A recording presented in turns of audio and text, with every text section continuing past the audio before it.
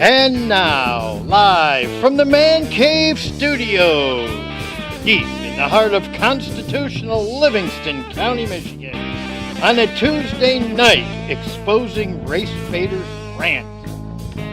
Your co-hosts, Patrick Acton is back in the house. Woo-hoo! Our good friend Teddy Buster's here.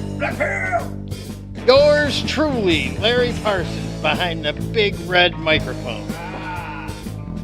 Ooh. This is My Brain. It's my brain.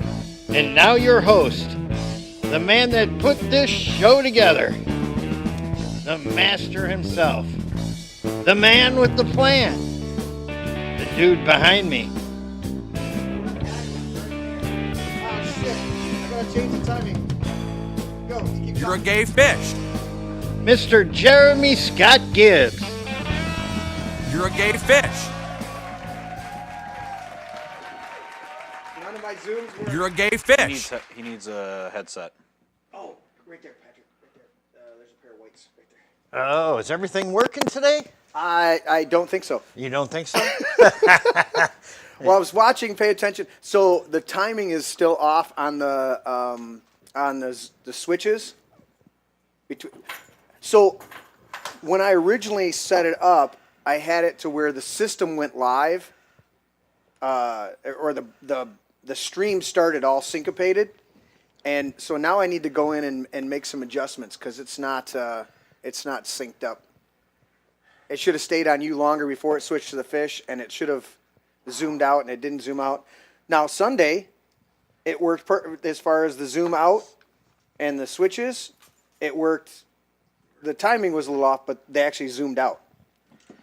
I'm like, it's just a pain in the patootie. A pain in the backside. In the patootie. Oh, really? Yeah, Riri. Real. Riri.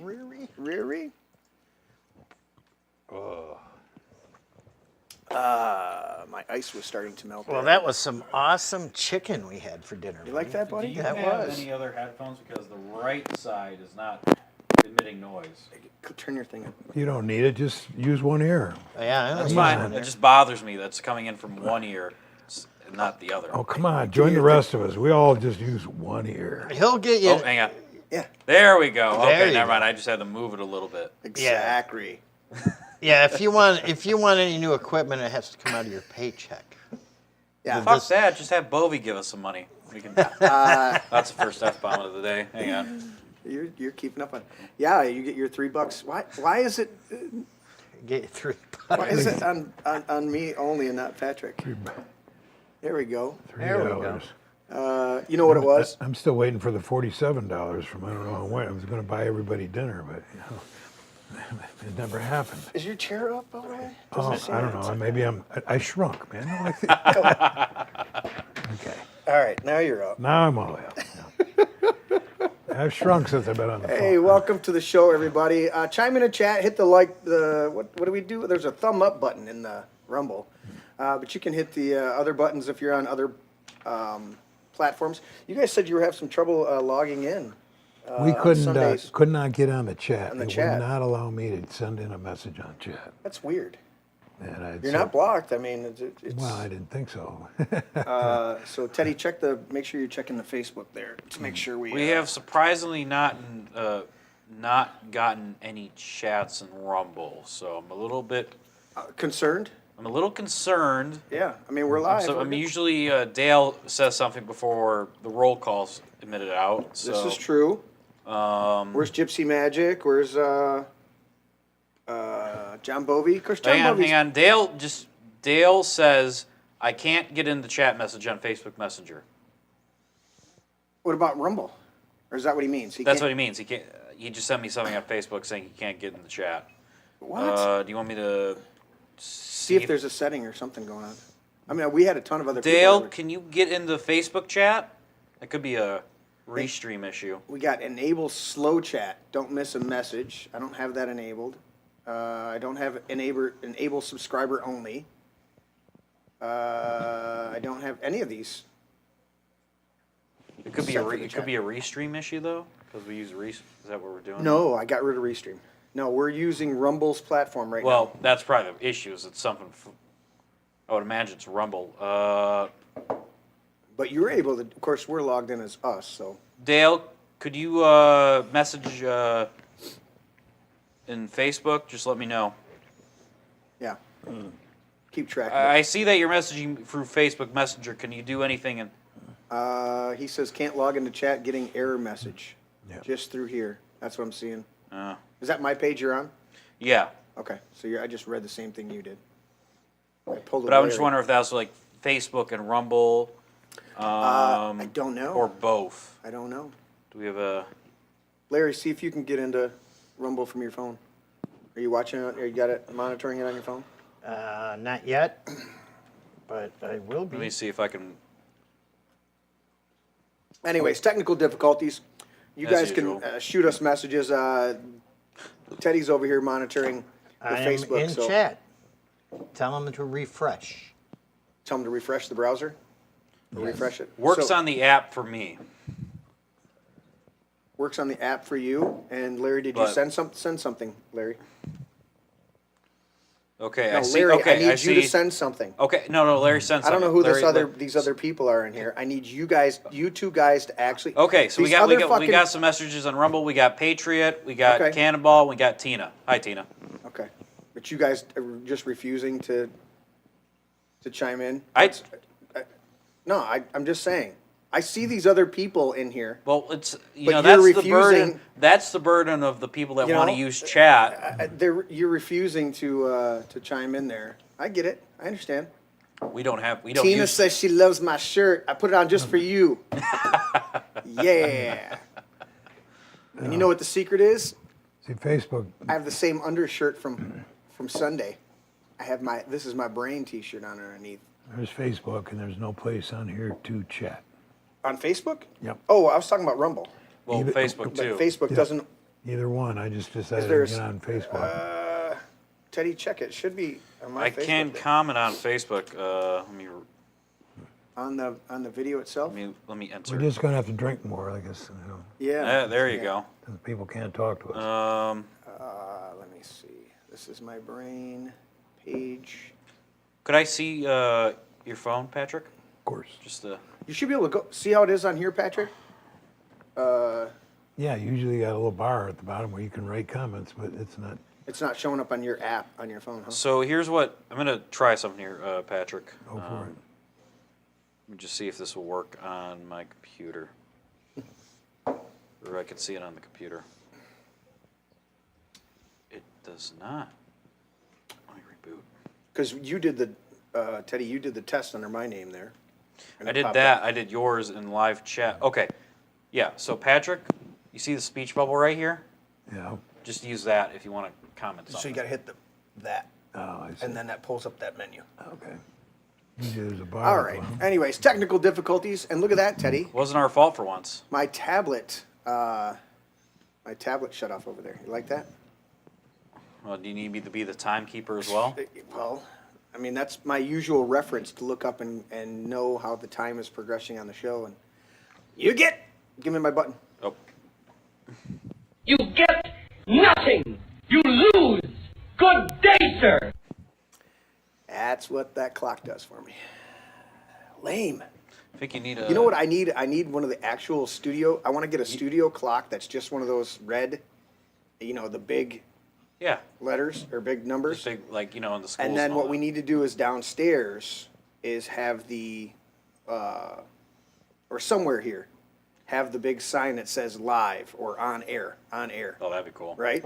And have that light up when we're actually on air. It's pretty cool. Anyways, welcome to the show, everybody. That was a lot of logistical BS to start the show with, but it's we good to got have through it. Patrick back. And I thank you, Patrick. He wasn't absolutely sure, but he said we had a number of other people. We were short a They couldn't man. make it. We were short a man, and I need to get back in the saddle. Right? So Did you bring up Larry's beverage? I did. I was going to accuse you of being two-fisted, actually three-fisted with. No, I noticed he left it down there, and by the time he Thank would you. get a chance to get down and get it, it would probably be flat. And he was pretty excited about these So, 2 cans wait, of pop that you brought. So did Dale not have the app? He only just go for browser? I don't know what he's doing. Dale, I'm Okay. not sure what you're doing, buddy. Get her done. Maybe he could try. I wonder if it's like a browser thing for some reason. Yeah, well, that's what Larry was saying. Because I was Refresh working your on the browser. app for me. So Dale, if you're Refresh. listening, try and get the app on your phone and see if that works. Yeah. All right. Big K says, "Welcome back, Patrick." Hey, thank you. Yeah. Dinner recap. Chicken drummies, sweet peppers, mushrooms. I was just going to do the chicken and the sweet peppers with Patrick's signature salad, and he said, "You're making mushrooms, aren't you?"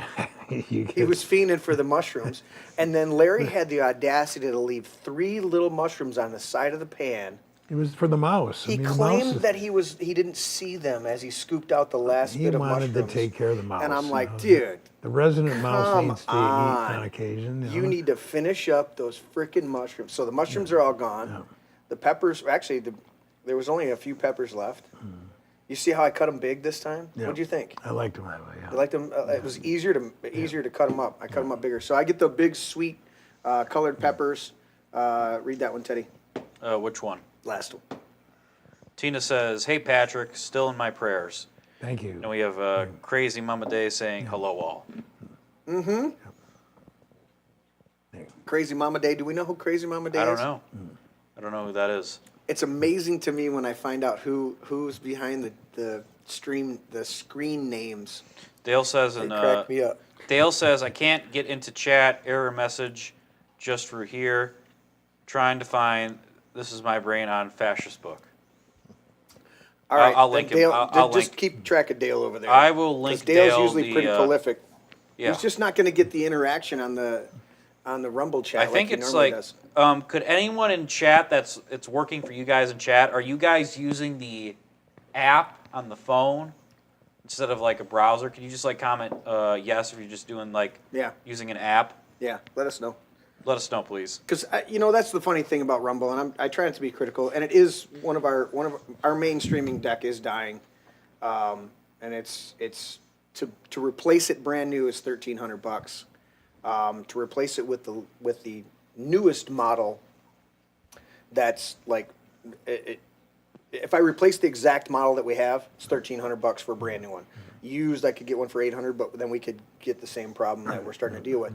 If I replace it with the newest model that they have out, which has a bunch more features on it, but it's roughly the same size and similar configuration, it's $2,200. So we're just gonna limp through with the system we've got Well, right now. it wouldn't be the same if we didn't limp through. I mean, we're kind of used to this shit. Okay, we got now. chat saying it's all they have the app and phone. Okay. And it's working for them. So All right, Dale, I you're gonna think- have to get your Cricket flip phone updated to Does- an Android stupid phone. And fuck you. So is it working in Facebook too? Well, is he Your- chatting direct? When I did the speech bubble thing for your phone, it worked. I can see it on chat. Okay. So I So- just think Facebook messed up for your phone where you Yeah. have to press So another tell button. Dale, that's the same thing with you. There's a Press the speech bubble button. There's so four- you can type in. there's a thumbs up. or Oh, a we like. got Dale. We got Dale.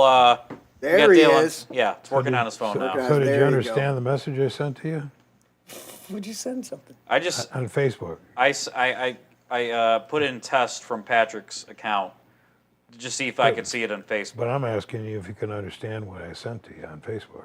Did you send I something? sent a message on Facebook. Yeah, on chat. On chat. Yeah. The only thing I see from you is just me when I sent from your account test. So then it's not going through. Huh. I sent a message. Dale, what is Dale sending something on there that was? You check for my phone. Dude, talk about something going on with Facebook. I don't know. Yeah. Anyways, all right. Welcome to the show, everybody. We had a good dinner. Enjoyed some good fellowship. Get some good preliminary conversations.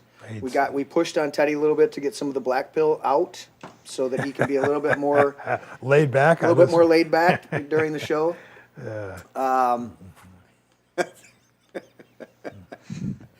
You're gonna. I don't know how you're ever gonna not own that name, Teddy. You're gonna. It's. Black Pill Teddy? He'll be on whatever the version of podcasting is 50 years from now, going, back in my the day. younger days, yeah, we know you were known as Black Pill Teddy. Now you're just old Teddy. No, old Black Pill Teddy. He'll Still go, Black Pill. my soul was old back then.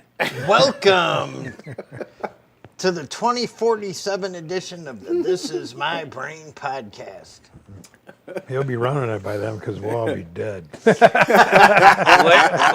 Larry will be like a float, like the head in the jar. Oh yeah, and all that. I want to be. You remember Jeremy Stallone and Sandra Bullock. The what the hell was it called? One where he wakes up in the future. He was a cop that was falsely accused. And he wakes up in the future. Can't remember. Dale's going to tell me here in a second. I can see the cover of the damn thing. Stallone and Snipes. It was. Anyways, they had these like robots or rolling things, and it just had a little flat panel with the person's face. That. Yeah, I remember. And when the one guy's like chastising the other guy, all the panels turn away from that guy. It's not even real people, but they turned away. I want to be that flat panel screen that just goes. Well, we could and just turns have, away from we could Teddy just when have, he says we something. could just have your face be on the big screen behind us then. Yeah. By that point, we could all be AI Max Headroom type Or people.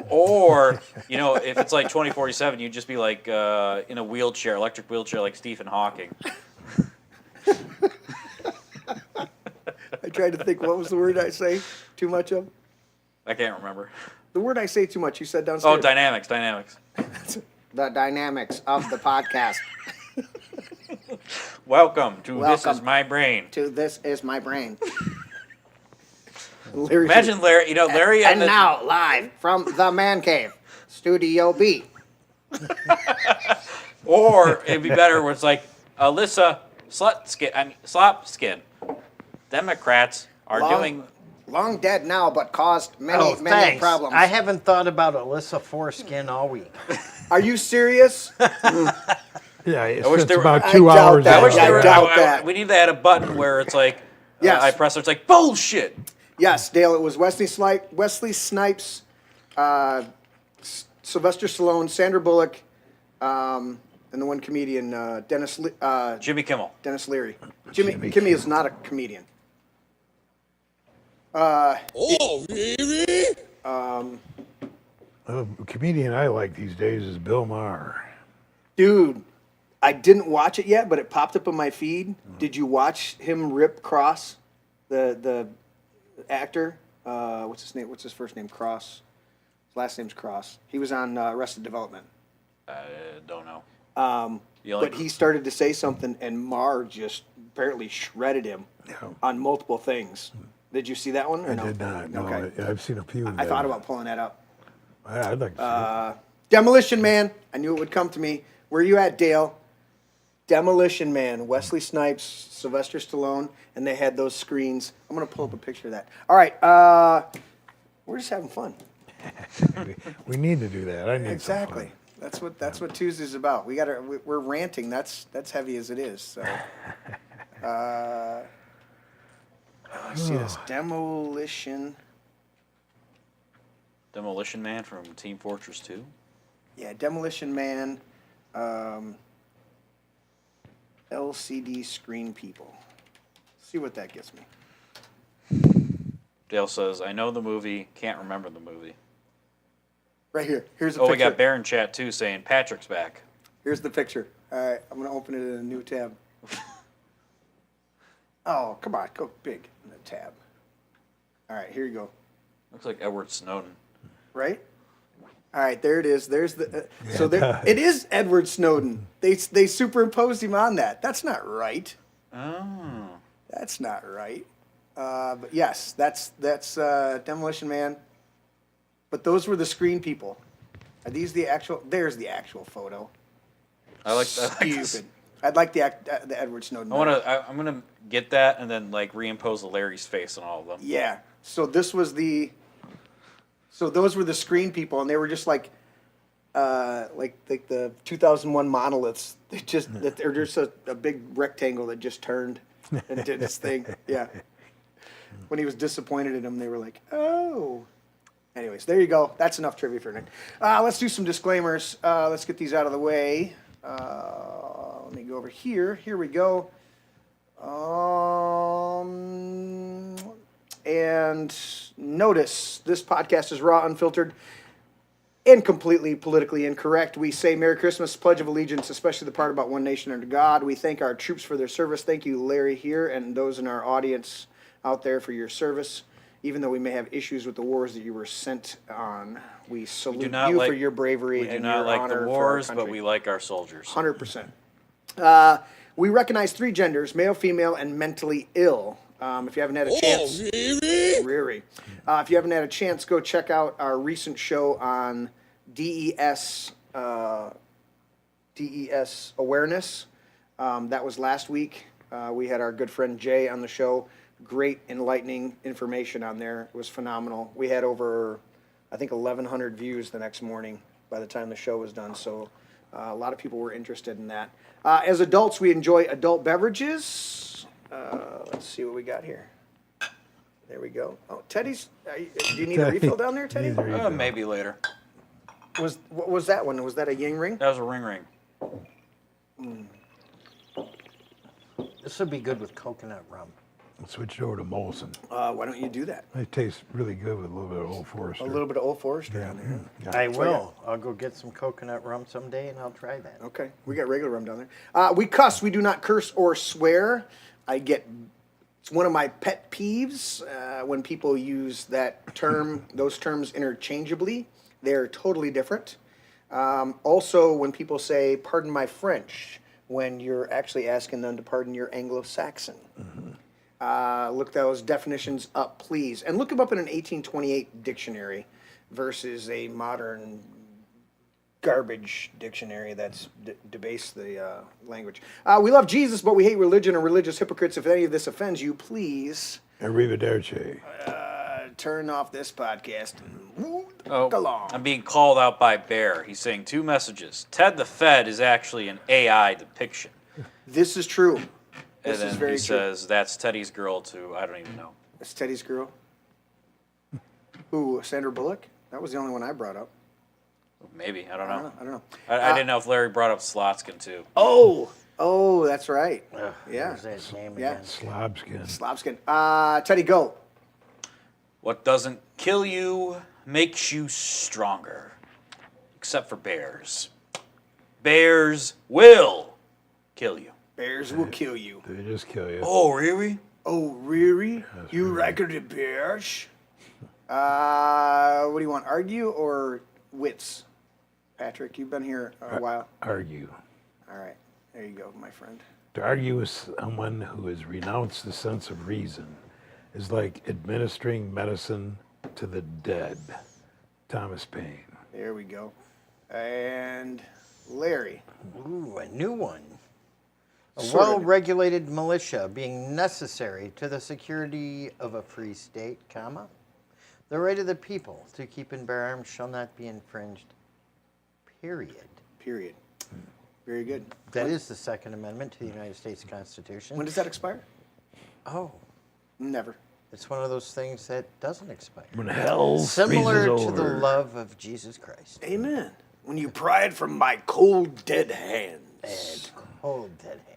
And all of us together, gentlemen, Never apologize and never explain. It's a sign of weakness. Weak.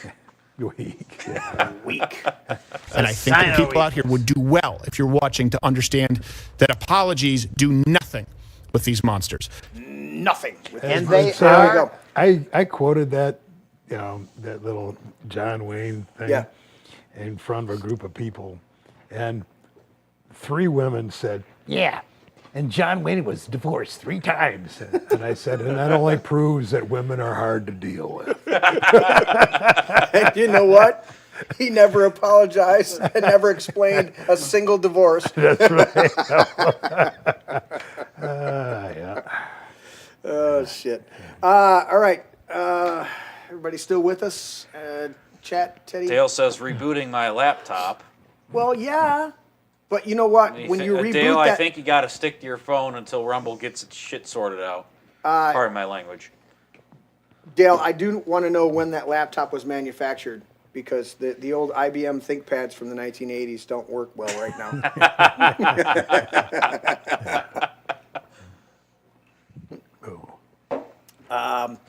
Initial thought tonight. Teddy, please read my initial thought for me. This is a different one. That's from Sunday? That's from Sunday. Initial thought. On a long enough timeline, organizations only exist to perpetuate themselves. Do you want me to give the quote as well?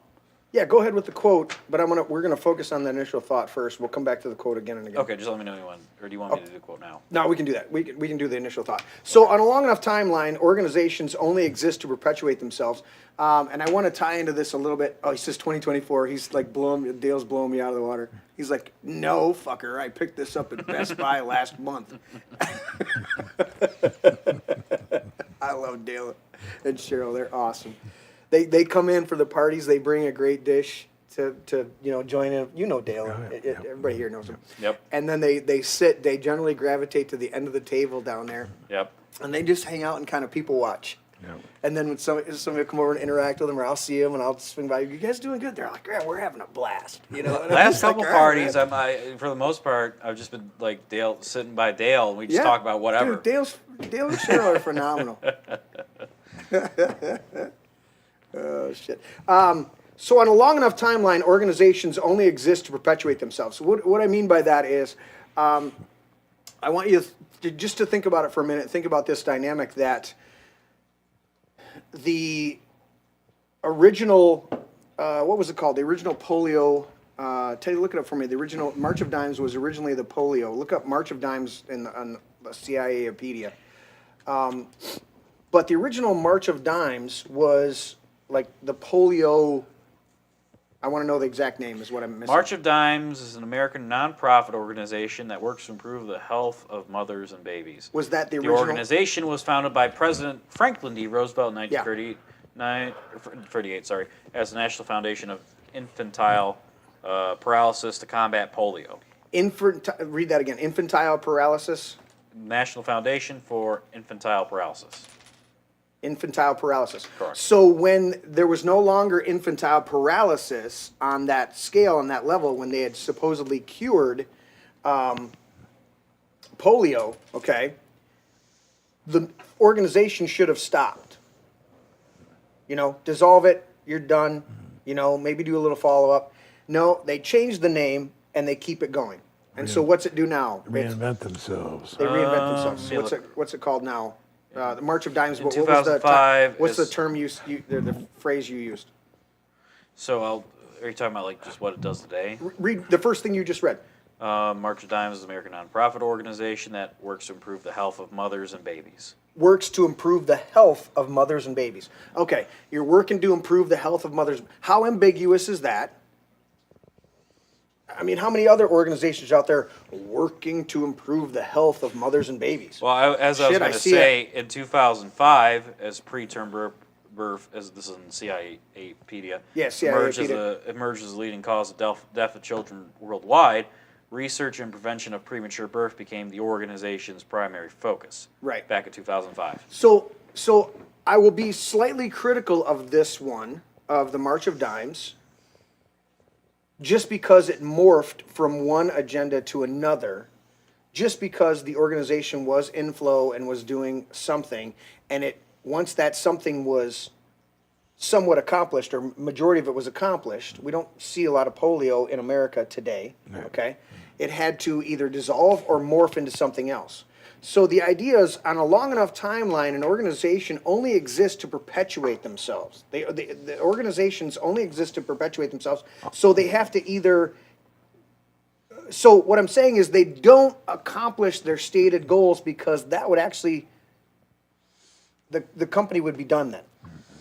So when I think about this, I think about many of the things that you've said, Patrick, on a number of shows, talking about how 80 years ago, 70 years ago, you had 3 options for cancer treatment. Oh yeah, yeah. Right? You had chemo, radiation, And surgery. Yeah. And today, Same 3 chemo, options. radiation, and surgery. Yeah. Yet we have multiple organizations that are there to prevent or to find the cure for cancer, right? Yeah, right. We wear the ribbons for the breast cancer. We wear this. And the reality is, if those organizations actually did what they state that they are stating their mission statement is, if they actually accomplished that, then the organization would no longer be necessary. Right. And so they have to morph. Now, Tina says probably sending their proceeds to Planned Parenthood these days. right. Well, another one, the dog thing. Big K says March of Dimes supports premature babies and their mothers. Right, which was not its original stated goal, but in order for the organization to stay viable, it had to pivot. So I'm not overly criticizing March of Dimes, but I'm pointing out that it had to pivot in order to stay viable. I think I get what you're saying, but I think we have a lot of, like you were saying with cancer and all that, where I think March of Dimes is like, okay, they weren't invested in. I feel like they weren't invested in perpetuating polio. Correct. So I think it's a good. I get what you're saying, but I think it's a if you have an organization that seems legitimate, then I think it would be fine if it's a legitimate organization, charitable organization, if you actually fund research for polio is cured or for the most part irrelevant, then you pivot to something else that is. And that's why I pointed that out, because that's a good one. That's or at least a passable one, right? Then we talk about the cancer ones, which we've seen an increase of cancer in the times that all of these cancer prevention organizations have risen up. Yet we know that that there are multiple cures for cancer, but they're set aside because the pharmaceutical companies are in control, and that doesn't fit their model. Doesn't make them money. Now, let's get to this. The next quote here, Teddy, or read our quote for the night. Accuse your enemy of what you are doing so that when you are caught, people won't believe the accusations against you. Anyone want to take a guess? I know you know who. Yeah, I put it in the notes. So. Larry, Patrick, you have any guesses on who would say that kind of quote? Democrat. He's looking at his paper, you cheater. Don't look at the. It's the point. Cheater. The point is not looking at the. Anybody in chat? Vladimir. Wouldn't that be Saul Alinsky that said that? Saul Alinsky had a version of it, Yeah. and they attribute another version to Karl Marx, which was debunked by different groups. So I picked the one that was verifiable. So Vladimir Lenin said, "Accuse your enemies of what you are doing, so that when you are caught, people won't believe the accusation against you." Mm-hmm. So there's variations of that. Saul Alinsky said, "Accuse your enemy of what you are currently doing, so that they have a more difficult time of coming against you." Is paraphrasing it. Yeah. So Vladimir Lenin, little known figure in history. I don't know if you guys know who that is. Made that quote. Any relation to Carl Levin? So the idea here is. We're going to talk about the SPLC in particular, and I know that's a hot button right now. But this is the dynamic that I wanted to point out was over a long enough time, organizations exist to perpetuate themselves. Okay, a good one. I don't see a lot of nefariousness. Maybe there's some stuff behind the scenes. Was the polio one started by FDR? It became March of Dimes. Now it does this other work because it's not focused on polio, right? You've got the cure for cancer ones that pop up everywhere, and they're taking donations, and then you find out, it's like, well, I even think of benevolent ones, right? We think of like I think one of the better ones is still the Salvation Army, but like their CEO makes like $250,000. Now that's a big organization. There's a lot of things to do. Is it just $250,000 a year? I think so. For a CEO of an organization that big, that's not that much. That's what I'm saying. To be honest. That's what I'm saying. To be honest. If my numbers off the top of my head are correct, that's a good one. Okay, I would still say that's a decent one. And they do a lot of taking in they make a lot of their money not just on the bell ringers. They make a lot of their money on receiving donations and then reselling items, mostly clothing. Teddy, you going to get drinks? I was going to go to the bathroom. He's going to make drinks. Would Larry needs some coconut rum. I'll get Larry some water. I don't know if you guys heard that on the microphone. He said, I'll get Larry some rum. I said water, not rum. Water. You're getting water, Larry. Water. He wants rum. Cool. Clean. Water. I don't know if there's some Bomback. It would be in a black bottle down there. No, there is another bottle of rum, but it's not coconut. Oh. I could smash a coconut and put it in there. Smash a coconut and put it in the rum? Mm-hmm. Squeeze it. Put in a lemon squeezer. So my point to set us off tonight is we're exposing race baiters, okay? So I've pointed out a number of good ones. I've pointed out a couple of ones that haven't accomplished anything that they've set out to do, but they're still collecting money and saying that they're working on it, right? The cures for cancer and stuff like that. And I'm just singling those out because that's some of the most prominent ones. The SPLC is one of these organizations that is there to combat racism. And for people that don't know what SPLC means, please, Larry. Yes, it is the Socialist, Progressives, and Lying Communists. That's not it. Oh, Southern Poverty Law Center? Southern Poverty Law Center. And how was it started, Larry? Do you remember how it started? The history of the Southern Poverty Law Center? I don't remember how it was started. I know it's been around for about 50 years, and I know Rush Limbaugh used to hammer on them all the time. I know they've been sued multiple times and paid out millions of dollars for their slander. Because what they like to do is they use slander and libel against anybody who isn't a far left-wing commie. They list nuns as a hate group. They list evangelical Christians as domestic terrorists. And, they're just a ridiculous bunch of smear merchants. And guess who was on their board? Tell us, Larry. Please tell us. Yeah, it would be Michigan Secretary of State Jocelyn Benson was actually on the board. What? When the SPLC paid the KKK to go to Charlottesville and create a big problem. So that was all bought and paid for by the SPLC under Jocelyn Benson. So, Jocelyn Benson. Wait, Larry. So you're saying that this is their new logo?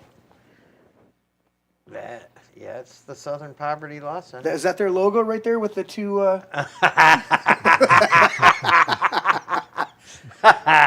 It took Larry a minute there, people, to see the two KKK guys hanging in there. KKK hats. They're supposed to represent scales of justice. That's funny. The SPLC has never stood for justice. It is in the SPLC's best interest to pit blacks against whites. Correct. Blacks against Asians. Yep. Asians against blacks. Asians against whites. Yeah. Whites against everybody, and create division because that is how they make their money. Okay, they're the only group. I misspoke. The only color that the SPLC likes is green. Right. Yeah, greenbacks. Yeah, right. Greenbacks. So, they are all about division, spreading hate, spreading lies. Yes. And dividing this country. That is their sole and only purpose. So it keeps them in business. So I did like the. I'm not a fan of his in any way, shape, or form, but I did like the little statement that was made by the current DOJ guy. Pam Bondi's. Yeah, the new guy. Deputy. I can't remember his name. The new guy. Yeah. Anyways, he said it. They were like, so you're saying that the SPLC is accused of it? He goes, no, a grand jury returned back a verdict that, or not a verdict, but an indictment that they are straight up culpable, and we're paying the opposition to stir up stuff. So what I'm saying is, this is a group that is perpetuating themselves, and when they don't have an actual enemy to fight, you know what they do? Create one. They create one. Yeah. Sure, they pay him to go there. They pay him to go there. It's like, and what did I tell you? Remember how many times we? What did you tell me, Larry? Remember how many times on this show that we have talked about the hate group SAGE? Yes. And remember, they had the little weirdos waving the flags? Yep. And what did I tell you was going on there? I told everybody that I believe they're being paid to go out there because they're showing up with Nazi flags, all and Trump pre-printed flags. and very nice and pretty and all that and stuff. I believe that's courtesy of Sage. Yeah. It sure is funny that every single time these clowns show up with their little flags, Sage is there. Well, So who funds Sage? Well, I mean, how hard would it be to get in touch with there's a lot George of people Soros that fund Sage, and one of their supporters is Judy Daubenmeier, who is the sitting chair of the Livingston County Democrat Party. Oh, wow.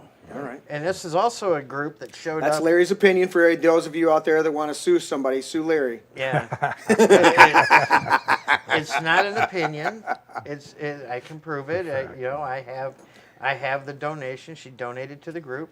And there's several people that donated to the group. We need the button, Teddy. Including Cindy Shaw, Heartland School Board member. Put the button in. We need another button for that. What? We need the Illuminati confirmed button. Like the soundtrack from the X-Files? Yeah, when Larry says that he's read the thing, I want you to hit the button that says Illuminati confirmed. I can't remember because it's like that old meme from like 2014, 2015. It's like it's either like Illuminati confirmed like the words, or it's like it's like the X-Files soundtrack. Yeah, it's so like, we probably would get copyright. Illuminati confirmed.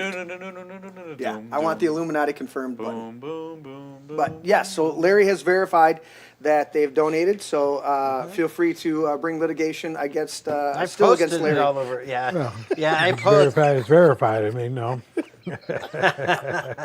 They're just so damn Sue happy. It's ridiculous. If Larry says it, it's true. It's 100%. That's right. I gotta have a drink. After that one. Yeah, I don't want to piss off all of the show's lawyers, so I'm very careful of what I say on the show to make sure that it's there. Christina Like, you're She's the running for campaign- judge. She's phenomenal. She is campaign running manager. for judge, and she is phenomenal. Yep. Yep. And out of all the candidates running, she is by far the best qualified candidate. She's got over 20 years of trial law experience. Campaign manager. We got to listen to this spiel for the next half hour. We love Christina. Teddy, read Tina's, please. SPLC creates the racism they proclaim to reject, keeping them relevant. That's from Tina. That's exactly what I'm talking about. From our good friend Tina B. Rocket. Yeah, that's exactly what I'm talking about tonight, is that accuse your enemies of what you are doing so that when you're caught, people won't believe the accusations against you. These groups, on a long enough timeline, these organizations perpetuate themselves. They only exist to perpetuate themselves. So if there's no longer this overt racism that was there in 71 when they were founded. Yeah. Even then it was, Yeah.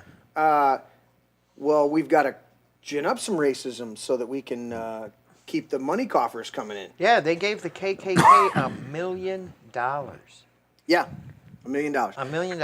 Do you think that organizations that sue gun companies want actual violence to stop in our schools? No. No, because they make money off of it. Yeah, if Democrats wanted violence to stop in our schools, they would arm the teachers. They would arm the teachers and get rid of the sign that says For gun-free zone. Gun-free zone. They would put up a sign that said, warning, Enter some of our teachers are armed and dangerous. Enter at your own risk. Enter at your own risk. Exactly. And I guarantee you the vast majority of the people in our community would be very comfortable with that type of sign being Well, see, up there. any sheriff can, they could get these teachers that volunteer, because not everybody's comfortable carrying that's fine. a firearm, and that's Right. fine. I'm not going to knock somebody that doesn't want to carry a gun. That's fine. But there are people that would. Yeah. And any sheriff can deputize anybody at any point. Mm-hmm. And that's something that could be done. Is these volunteer teachers could go do some police training, get certified. Once they're certified by their local sheriff's department, they would be deputized for the purpose of school. and nobody would know who these concealed carriers are, except for a few personnel in the school. And that's a huge dynamic if we would arm our teachers, because then it's these criminals only attack places that are vulnerable. That's right. And because they're pussies. 100%. Well, that in churches, they figure people aren't armed in churches, but that's not the case anymore. No, right. You think of these specifically. Don't go to none of the churches I go to if you think you're going to walk in with a gun. Because as much as they say, because the law, pastor themselves might take you out. Well, no, as much as the law would say, where do you go to church? I need a new church. You're not too far from me. Yeah, but the pastor should stand up from the platform and say, hey, you're a lawful citizen to carry a firearm, please. Bill Bowman's that kind of guy. That's what 100%. I like Bill. 100%. And you know what? If anything were to happen in that congregation, there would be immediate response from the congregants. Oh yeah, there's several people that and I know who they are. Mm-hmm. And I think he has a couple guys that are security guys that just work because they don't go in in the sacristy, they just hang out. Yeah, if I had any firearms, I would carry. Yeah. But I had a tragic boating accident on Lake Tyrone. A couple Februarys ago, struck an iceberg and lost all my firearms. Nothing! You lose! Good day, sir! Yeah. I, on the other hand, do have firearms. Yeah. The best kind. Smaller gunpowder, I got, Oh, yeah. Nice. I think we need to go shooting, Patrick. I think it's fading. The smell is fading. We need to go shooting, yes. The smell is fading. When do we get to go out to, Alex's farm? Oh, yeah. My oldest son. We got to go out there and... Oh, it smells like gun oil. Yeah, it's gun oil, but not straight up gunpowder. We need some gunpowder. We need to put a few shells through this thing. Yeah. There's a new Brunelli gun out We gotta do a show where we're all in the middle of the woods in the UP or something like that. Dude, he's talking about going to the UP with us. All right, well, we could do that. Yeah. It's a new Brunelli gun that is a semi-automatic, holds 7 rounds, 3-inch magnums. 3-inch, 7 3-inch. Tina says, I don't trust most of our teachers these days. Put our veterans on guard at every entrance of every school. That's another viable solution. And at the polls. I like the concept of putting ice at the polls. Yep. I agree with you, Tina. It's a different culture. During World War II, the Japanese are well quoted as saying that they would not invade the mainland of America because behind every blade of grass would be a gun. Yeah. How far have we come from that? Even when I was in school, I'm not as young as Teddy, but anyways, when I was in school, guys brought their guns to school when they were going to go hunting. And it was shooting clubs. It was no big deal. Well, I don't know if the Christian school I don't know had it because just public schools back in the day had But I'll tell you what, at the public school when I was still there, we had our firearms training at the school. We had gun safety was put on by the school. It was posted by the school, and you could sign up, and then you would stay after class, or it would be on a Saturday or something like that. I don't remember when it was, but it wasn't a required thing. But the room would be packed. Yeah. It gives guys that have a shotgun, a couple guns, right in a rack in the back window of their pickup truck. Because after school, they'd go out deer hunting.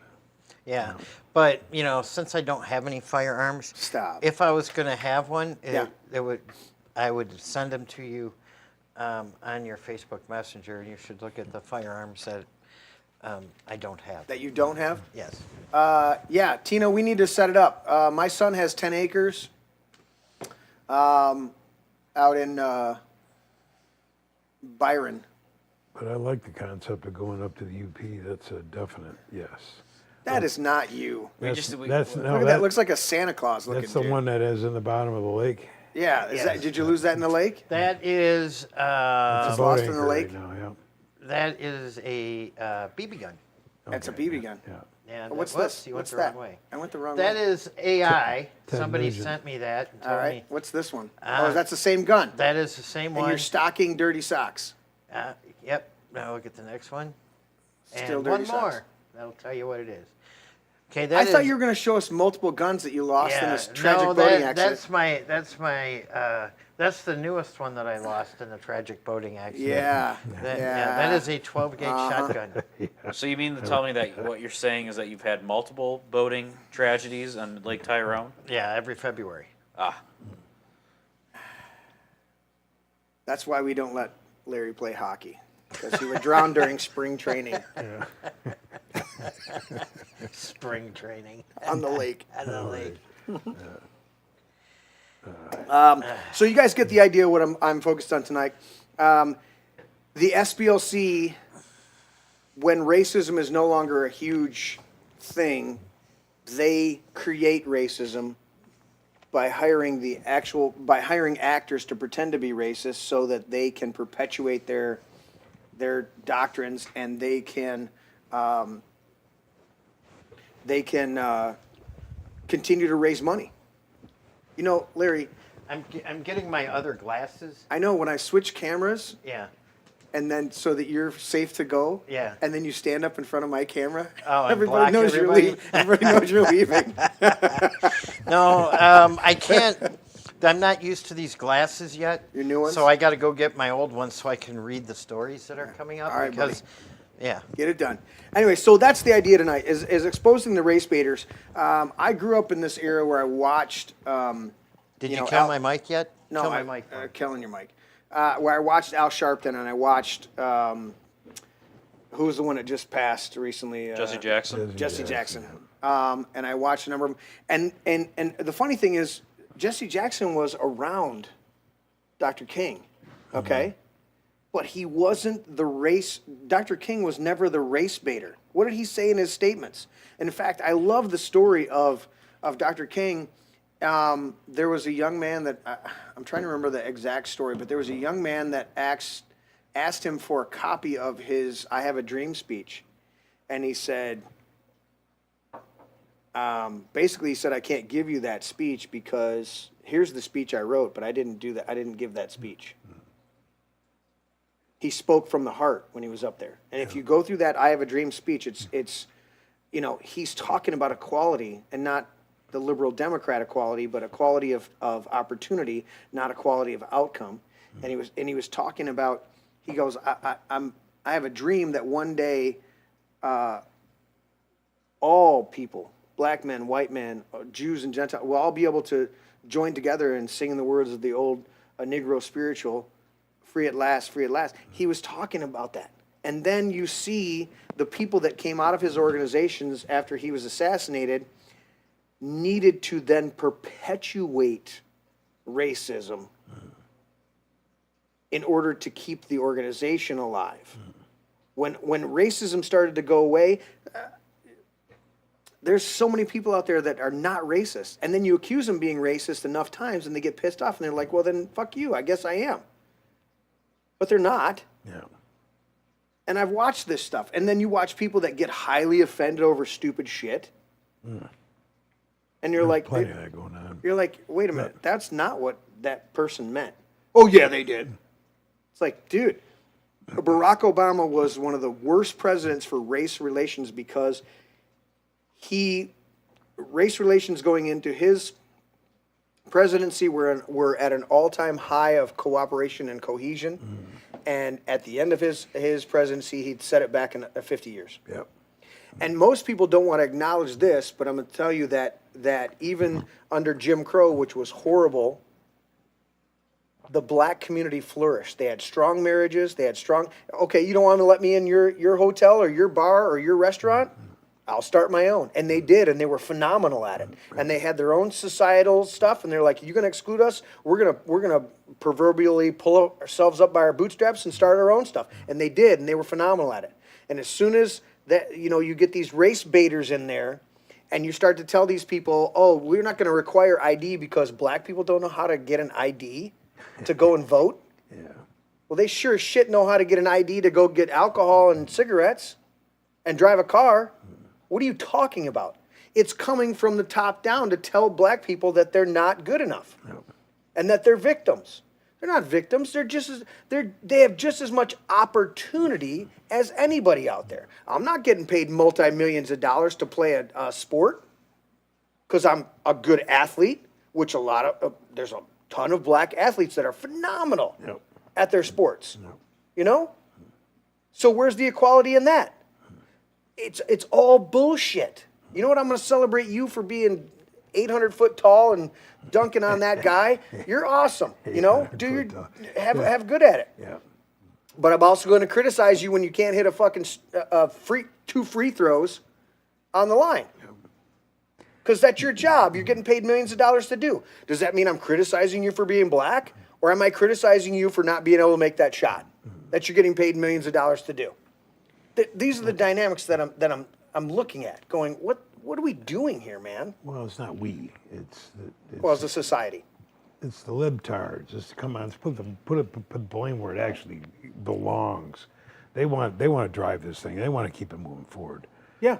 Well, that's what I'm saying. The SPLC, at a certain point, the organization only exists to perpetuate themselves. They're not trying to fix anything. They're not trying to make it better. They're paying $1 million to send KKK people into parades, and then the left-wing media flips it all around and says that Trump said there were very fine people.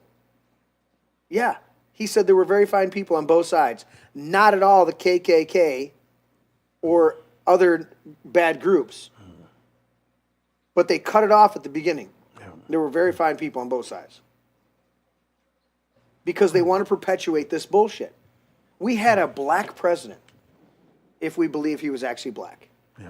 Oh, really? Yes, because he was actually Muslim and half Muslim, half white. Anyways, not Muslim, Arabian. No, he's half Nigerian, half white. Correct. With a dude for a wife. Well, even that. Dude. Yeah. But either way, we had Colin Powell as Joint Chief of Staff. Oh, the guy that lied about yes, but he was WPs? still a black guy that rose to the highest level. Don't forget about of that. John James. I am trying desperately to forget about John James on a regular basis. Thank you, Larry.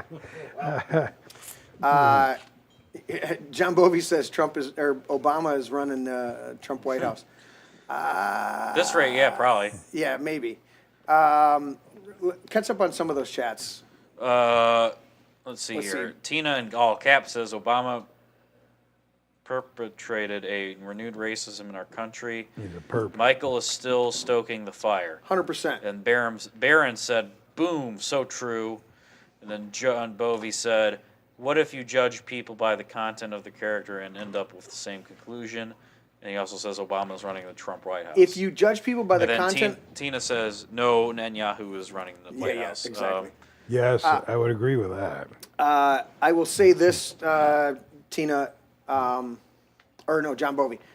If you judge people by the content of their character and you end up with the same conclusion, then that's what you end up with.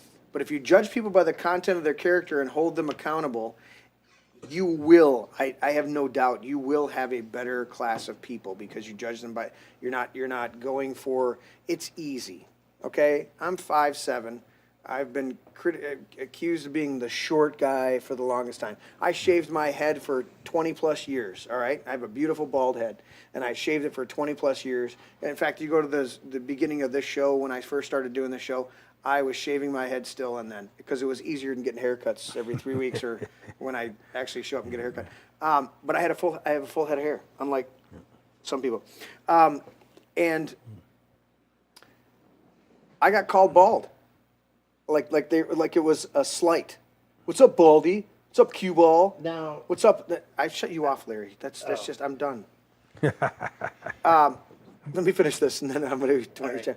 But I got called Cue Ball. I got called Baldy. I got called all this, and you know what I learned? I would look at people and I go, you know, I do have a full head of hair, and I can grow it out, and you'll still be ugly and mean. And they didn't believe me. I like that. Yeah. And they didn't believe me. Looking chat. Yes, dude. And they didn't believe me until one day when I grew it out. Let it grow out. Yep. And they're like, holy shit, you do have a full head of hair. And I'm like, yeah. I shaved. And it taught me so much because when you're criticized for being short, from a little kid on up, when you're criticized for being bald, when you're criticized for other things, you learn to find yourself confidence in other areas. Are you claiming grievances from being a Short, bald Polak? A manlet? Pretty much. But what I learned At was least he's not fat. there's that. But I realized that there are a lot of people that's one of the reasons I have one of the quotes up there is small minds talk about people, average minds talk about events, and great minds talk about ideas. And that's one of the dynamics here is they're not trying to fix a societal situation, the SPLC. They're trying to perpetuate their money grift. That's all they're doing. And there's thousands of organizations out there like this that are grifting off of people by perpetuating their organization at the expense of the people that they're not empowering the black community to be better. They're not holding the black community accountable. They're saying Whitey's your problem. Whitey's not your fucking problem.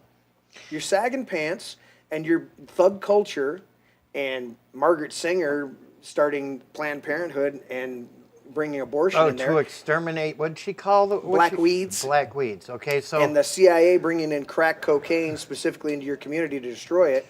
Those are what's destroying it. And you know what's going to fix it? agents like Melissa Slobskin? No, she didn't have anything to do with it, but Freeway Ricky Ross. Yeah, well, come to think of it, yeah, she was just an analyst, a low-level analyst. Analyze this, bitch. Anyways. But that's these organizations, the SPLC, a lot of these leftist organizations, they don't actually want to fix the problem, because if they fix the problem, then they'd be out of a job. Yes. They're out of a job. And so they want to perpetuate the problem. And that's what we need to start being more and more aware of and calling them out. Is you're not here to fix the problem. You're here to perpetuate and No, it's kind of like you were talking about Jocelyn Benson. You know, a Justice Department wants voting records from Wayne County, and you know the three stooges are adamant about not giving it to them. Well, who do you think is going to win on that argument? You know, as a matter of fact, they could be charged with obstruction. Yeah. And they should be. 100%. Larry, you had a point, but Teddy, I want you to catch up on chat real quick. But will they be? Tina says they indicted Comey today. I know, it's kind of... And she also says, amen, Jeremy, the content of character is so much more productive than DEI. Yes. Yes. Yeah. And then Jeff Mayo says, little did they know that they didn't even need the cocaine. I'm assuming they didn't need the cocaine to like mess up the communities. I'm guessing that's what he's saying. Yeah, yeah. Well, they perpetuated the welfare state huge in the black community. They said if we can remove the fathers from the homes, I mean, this is the famous quote from LBJ saying if we give them this civil rights thing, but there was nefarious on their account. I mean, I think the busing stuff was horrible. I think a lot of the other things that were implemented in the name of civil rights were ultimately detrimental to the black community. It didn't foster them having equal footing. And what you find is a lot of their leadership, Al Sharpton, Jesse Jackson, and a whole bunch of people that were part of their group, they profited off the enslavement, the social enslavement of their own people, because they got a seat at the table. Mm-hmm. They get to be at the table and feel like big ones while they are literally raping their people. What do you got, Larry? I sent you a screenshot to Facebook Messenger that will read to everybody because I was looking for dates on Jocelyn Benson. Okay. Wait, you were wanting the date Jocelyn Benson? Oh, God, no. Is that what you said? I said I was looking for dates. Oh, and these are the dates that I was looking for. I got you. All right, we just want to make sure that's clear. Here we go. Read it, Larry. It says, yes, Jocelyn Benson was a member of the Southern Poverty Law Center, SPLC, Board of Directors when the Unite the Right rally and subsequent incidents occurred in Charlottesville, Virginia in August of 2017. According to reporting, Benson served on the SPLC board of directors from 2014 through early 2019 when she moved to Michigan to run for Secretary of State. What does that mean, Larry? What does that really mean for the audience out there, especially those in Ann Arbor? It means that Jocelyn Benson was in the seat of the board of directors when the SPLC was paying millions of dollars to the KKK. to $1 million to go cause trouble. Because why? Because the SPLC needed a job. Because the SPLC wanted to paint Republicans and Donald Trump with the sins of the past, which are owned by who? The Democrat Party. Who created the KKK? The Democrat Party. What was the Democrat Party? What was the KKK known as? The militant arm of the KKK. And when Donald Trump spoke, you were onto something and you were going in the right direction. I pulled up this video here that I would like to play. Okay. And I'm hoping, because I can't vet the video, I can't listen to it and bring it up. I'm hoping this is the right one. It's from the BBC, and it's the speech. That would be the difference between a $1 million studio and a $40,000 studio. Yes. Is you can't preview it and send it to the booth over there. Right. Who's in the booth right now? Nobody. Yeah. That was my job, but I decided to sit here. Yeah. There's nobody but an empty chair over there. There's just an empty chair in the booth. So you want to play this one, Larry? So I'm going to play this one for everybody. Okay. And I'm hoping this is the right one. I'm hoping this is right too, because Yep. I mean, the last thing we need is some kind of debacle here on the show to really fuck it up. Yep. We have plenty of debacles. Oh, No Makes it audio. more fun. no audio. Larry. Very. Larry. Hold on. Pause it, Larry, and come back. I'm going to go and unmute a couple things over there. Okay. Let me see. Make sure. I know why Jeremy did that because sometimes my computer will play something. I'll be looking for something to talk about on the show. Yep. And then I'll autoplay. It will. Then we got to listen to it. And then you got to it comes through the microphone. Exactly. And I can't deal with that shit, Larry. But I generally keep it muted, so it doesn't happen why does anymore. it play I've all learned to the keep time, it muted. All right. What is it? it's not hold on, let me Anything that click I on- scroll by. Maybe the CIA That's and your Alyssa Slotkin are thing. doing that. Make you look bad. That's it. Alyssa Slotkin. I had to click. I had to come over here. All right, Larry, go ahead and rewind play. Okay, let's try it again. Racism is evil. Yep, I got it. And those who cause violence in its name are criminals and thugs, including the KKK, neo-Nazis, white supremacists, and other hate groups that are repugnant to everything we hold dear as Americans. We are a nation founded on the truth that all of us are created equal. We are equal in the eyes of our Creator. We are equal under the law. Go. And we are equal under our Constitution. This is Those what who the spread liberal violence media. in the Hit your name of space bar, bigotry Larry. Hit your space strike bar. at the very core of America. No, just hit it. Oh, there we go. If you hit your space bar, it'll pause, and then you can comment. Right. See, now what I was saying is, this is the part of the speech that the liberal media cut out. All right, because he said just before this, he said Very fine there's people. some very fine people there, and what he's talking about are the innocent bystanders. And what everybody forgets is what was going on there at that point. You had the two domestic terrorist groups, BLM and Antifa, that have been tearing down all these statues all over the country. And there's actually people in this country that want to preserve American history, all of it. Because it is our history. And some of it isn't so good, thank you to the Democrat Party. Right? But we got to remember who did this, who did those things.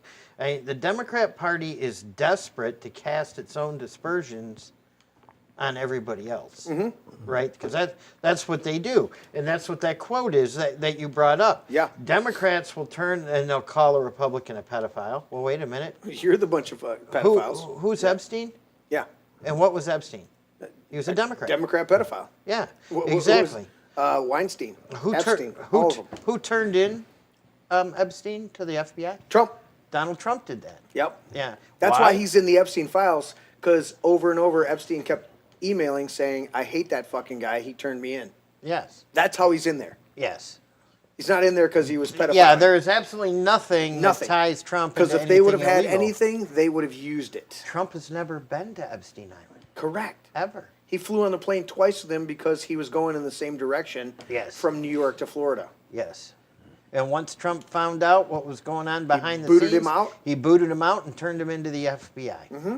Right? And it's just like when Trump here was talking about all those very fine people, he was talking about people like you and me that were there just to protest or to demand that that American history be preserved. 100%. Because, I mean, the Democrats were tying ropes around them, pulling them down. They were spray painting them. They were graffitiing, all these statues.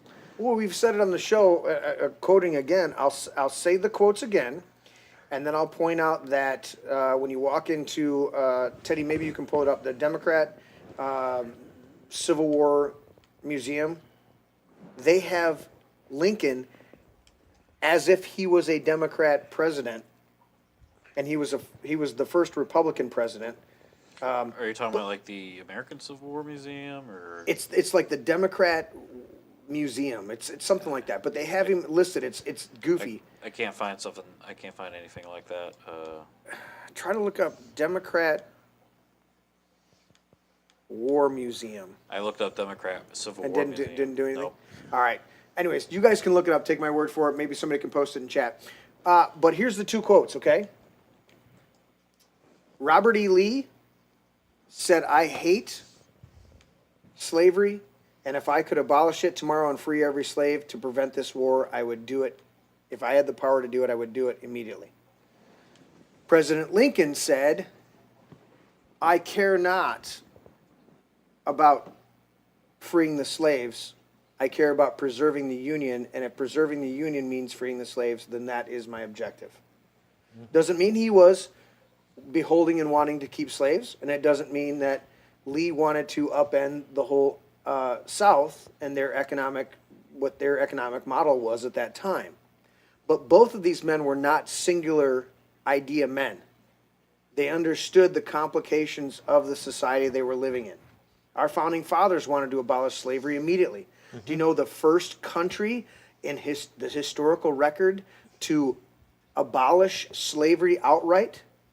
The UK, Britain, England at the time. Okay?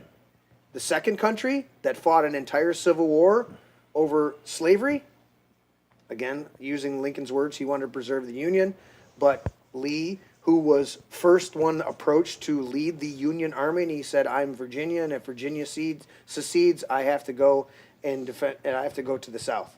Some statements he made.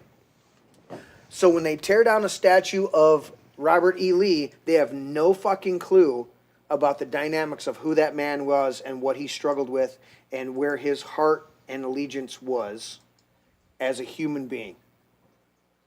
He didn't want to perpetuate slavery, but he did want to defend the South. If the South felt that the full rights of southern states was to secede, that was in the Constitution, or a constitutional dynamic of the right to join the Union and the right to leave the Union. They're not looking at any of that. All they care about is just tearing down anything that has to do with the U.S. history. Correct. They just want to wipe it out. Check that link, Teddy, see what that's up there. And Tina said the Democrats are trying to erase our history. Absolutely. National Museum of American Religion. See if Lincoln's... They tout Lincoln as one of their icons, and they don't point out that he was a Republican. Now, I've got another version of the Did you go Muslim on me? You got a bunch of virgins? Yeah, a bunch of virgins. He does. Yeah. Do you want to play that, or do you just forego it? Because we... No, we can go ahead. Okay. I don't even know what time it is. My clock's not working. 9 o'clock. It is 9:20. All right, All right, we're good. So if you want to go back to my computer, and I will unmute. To talk about the SPLC slander. Putting what you're calling the alt-left and white supremacists on the same moral plane. I'm not putting anybody on a moral plane. What I'm saying is this. You had a group on one side and you had a group on the other, and they came at each other with clubs, and it was vicious, and it was horrible. Sorry. But there is another side. There was a group on this side, you can call them the left, or you've just called them the left, that came violently attacking the other group. So you can say what you want, but that's the way it is. On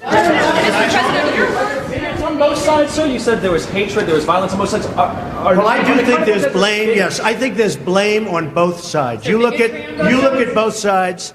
I think there's blame on both sides, and I have no doubt about it, and you don't have any doubt about it either.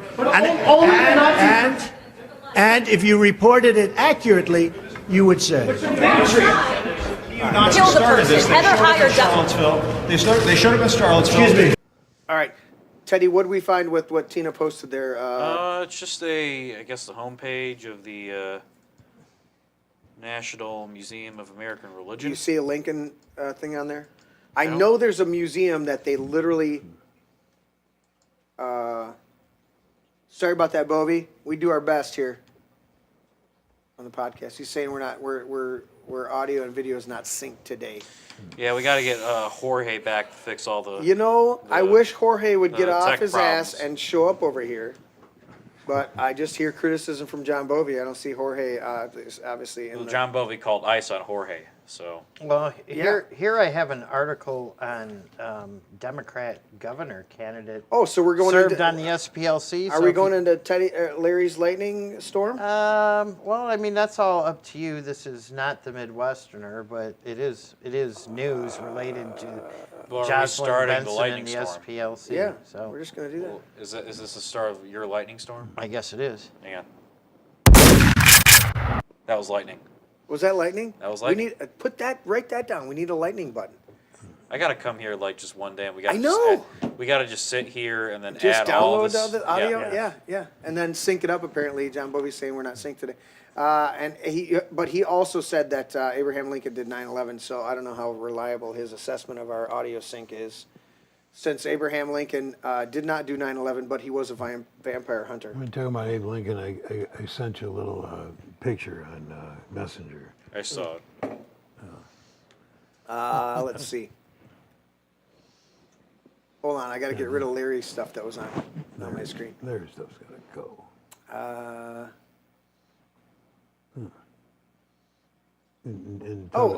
Okay. All right, I get it. Let me see if I can. Damn it. Here's what Patrick sent me, and I wanted to open it up a bigger window, but there's Abraham Lincoln, JFK, RFK, MLK, Reagan, Trump, Charlie Kirk, all shot by Democrats. Mm-hmm. I think that is appropriate to put on the screen. The party of peace and peace and tolerance. Yeah, tolerance. Tolerance. Yeah.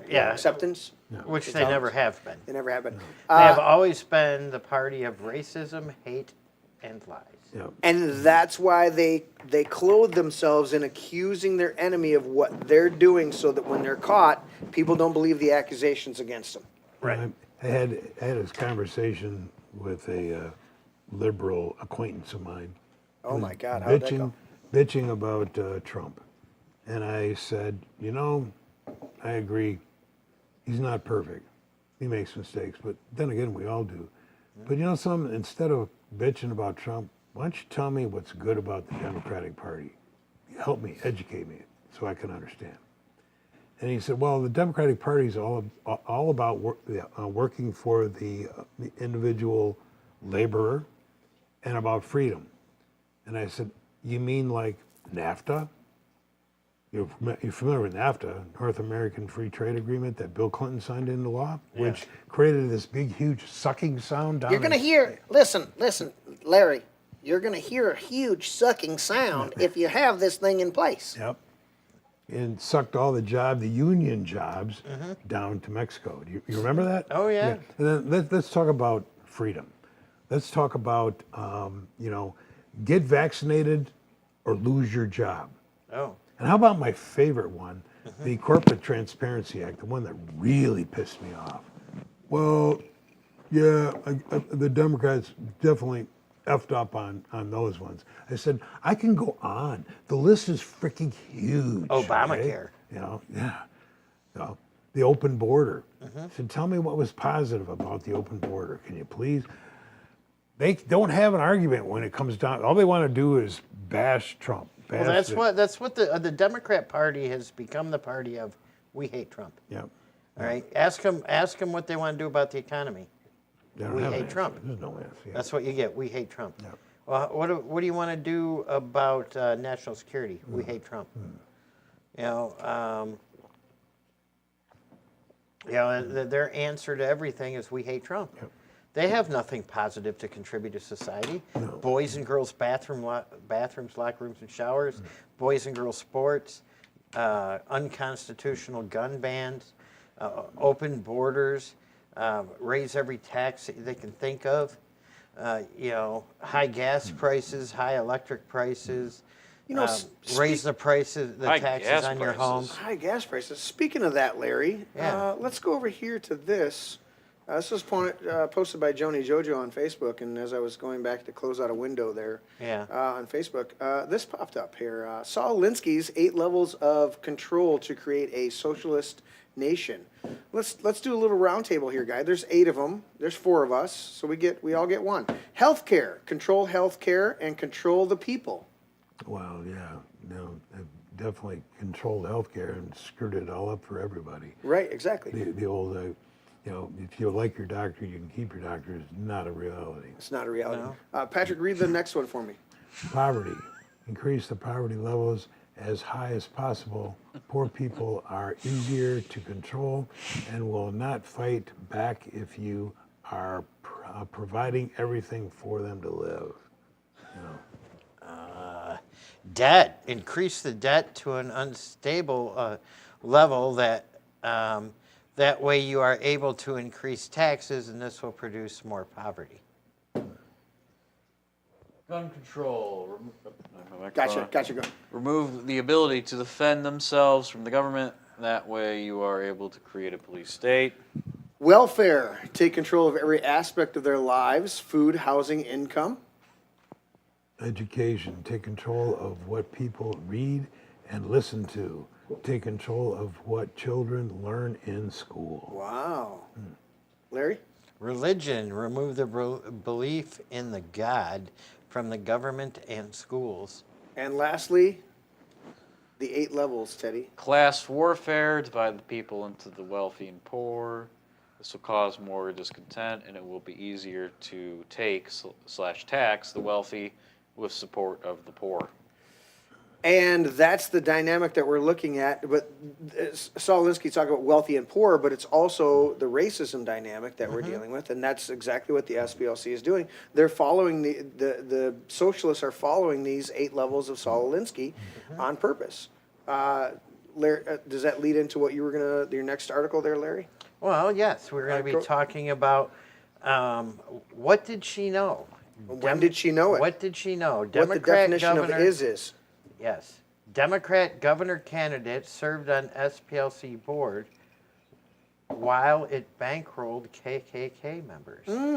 So it says listen to audio version of this article. So let's take a risk here and see what happens. What did she know? Democrat governor candidate served on SPLC board while it bankrolled KKK member. By Tyler of Neal. Michigan Secretary of State Jocelyn Benson served on the board of the Southern Poverty Law Center, while the SPLC paid members of the Ku Klux Klan and the Aryan Nations. Benson, a Democrat running for governor, joined the organization's board in 2014 and left in 2019, when the SPLC fired its co-founder, Morris Dees, amid a racial discrimination and sexual harassment scandal. The SPLC gained its reputation by suing Ku Klux Klan groups into bankruptcy in the 1980s.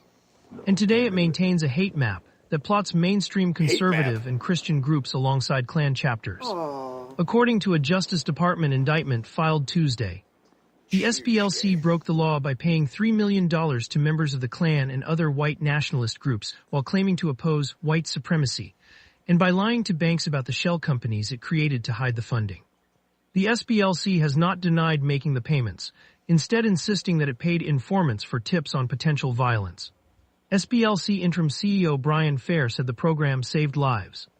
While members of the Klan did firebomb the SPLC offices in 1983, there is no evidence of violent activity threatening the SPLC during the period covered by the indictment, namely 2014 to 2023. Jocelyn Benson, who currently leads the polls in the Michigan Democrat gubernatorial primary by a healthy margin, We entered at our own has risk. cited her history with the SPLC in interviews during the campaign. And she mentioned it in her 2025 memoir, The Purposeful Warrior, standing up for what is right when the stakes are high. She worked as a volunteer researcher and undercover investigator at the SPLC right after college, and makes an annual trek to the SPLC's home city of Montgomery, Alabama. According to a profile on the 19th News, she spoke with a reporter outside the center's Civil Rights Memorial. Benson said she researched neo-Nazi and far-right groups at the center, posing as a freelance journalist to uncover the plans of white supremacist leaders and groups. After more than 4 years on the SPLCS board in 2019, her name suddenly disappeared from the website. When PJ Media reached out for comment, the Secretary of State's official Twitter account responded. Upon taking office as Michigan Secretary of State, Secretary Benson informed SPLC leadership that she would be stepping down from the board. The account posted, "Her responsibilities in Michigan are her priority and focus." Yet the SPLC leadership page for Benson had mentioned her role as Michigan's Secretary of State. Benson's campaign did not respond to the Daily Signal's request for comment by publication time. I do remember Why did this. Benson leave, as I wrote in Making Hate Pay? The corruption of the Southern Poverty Law Center. Benson left the SPLC amid resurfaced claims of racial discrimination and sexual harassment that trace back decades. Amid this scandal, the SPLC fired its co-founder, Morris Dees, and saw its long-term president, Richard Cohen, resign. The SPLC brought in Tina Tichan, former chief of staff to former First Lady Michelle Obama, to investigate employees' mistreatment claims. But the center never published a report on the scandal. Disgruntled employees went on to found a union, and after a series of layoffs in 2024, the union accused the SPLC of union busting and asked for the resignation of SPLC President Margaret Huang. How much longer we got? Huang resigned last year. The Republican Governors Association raised Benson's history and demanded answers. It is time Jocelyn Benson starts answering questions about what she knew and if she played any part in this shocking scandal. RGA Communications Director Colin Crompton said in a statement Thursday, Jocelyn. Hey, sorry to interrupt your playlist, but this is better than music. What the fuck are we doing? Yeah. I'd rather have Larry read that. I know. So he's like radical, or he's like just reading it and he goes off radical nut job, Jocelyn Benson.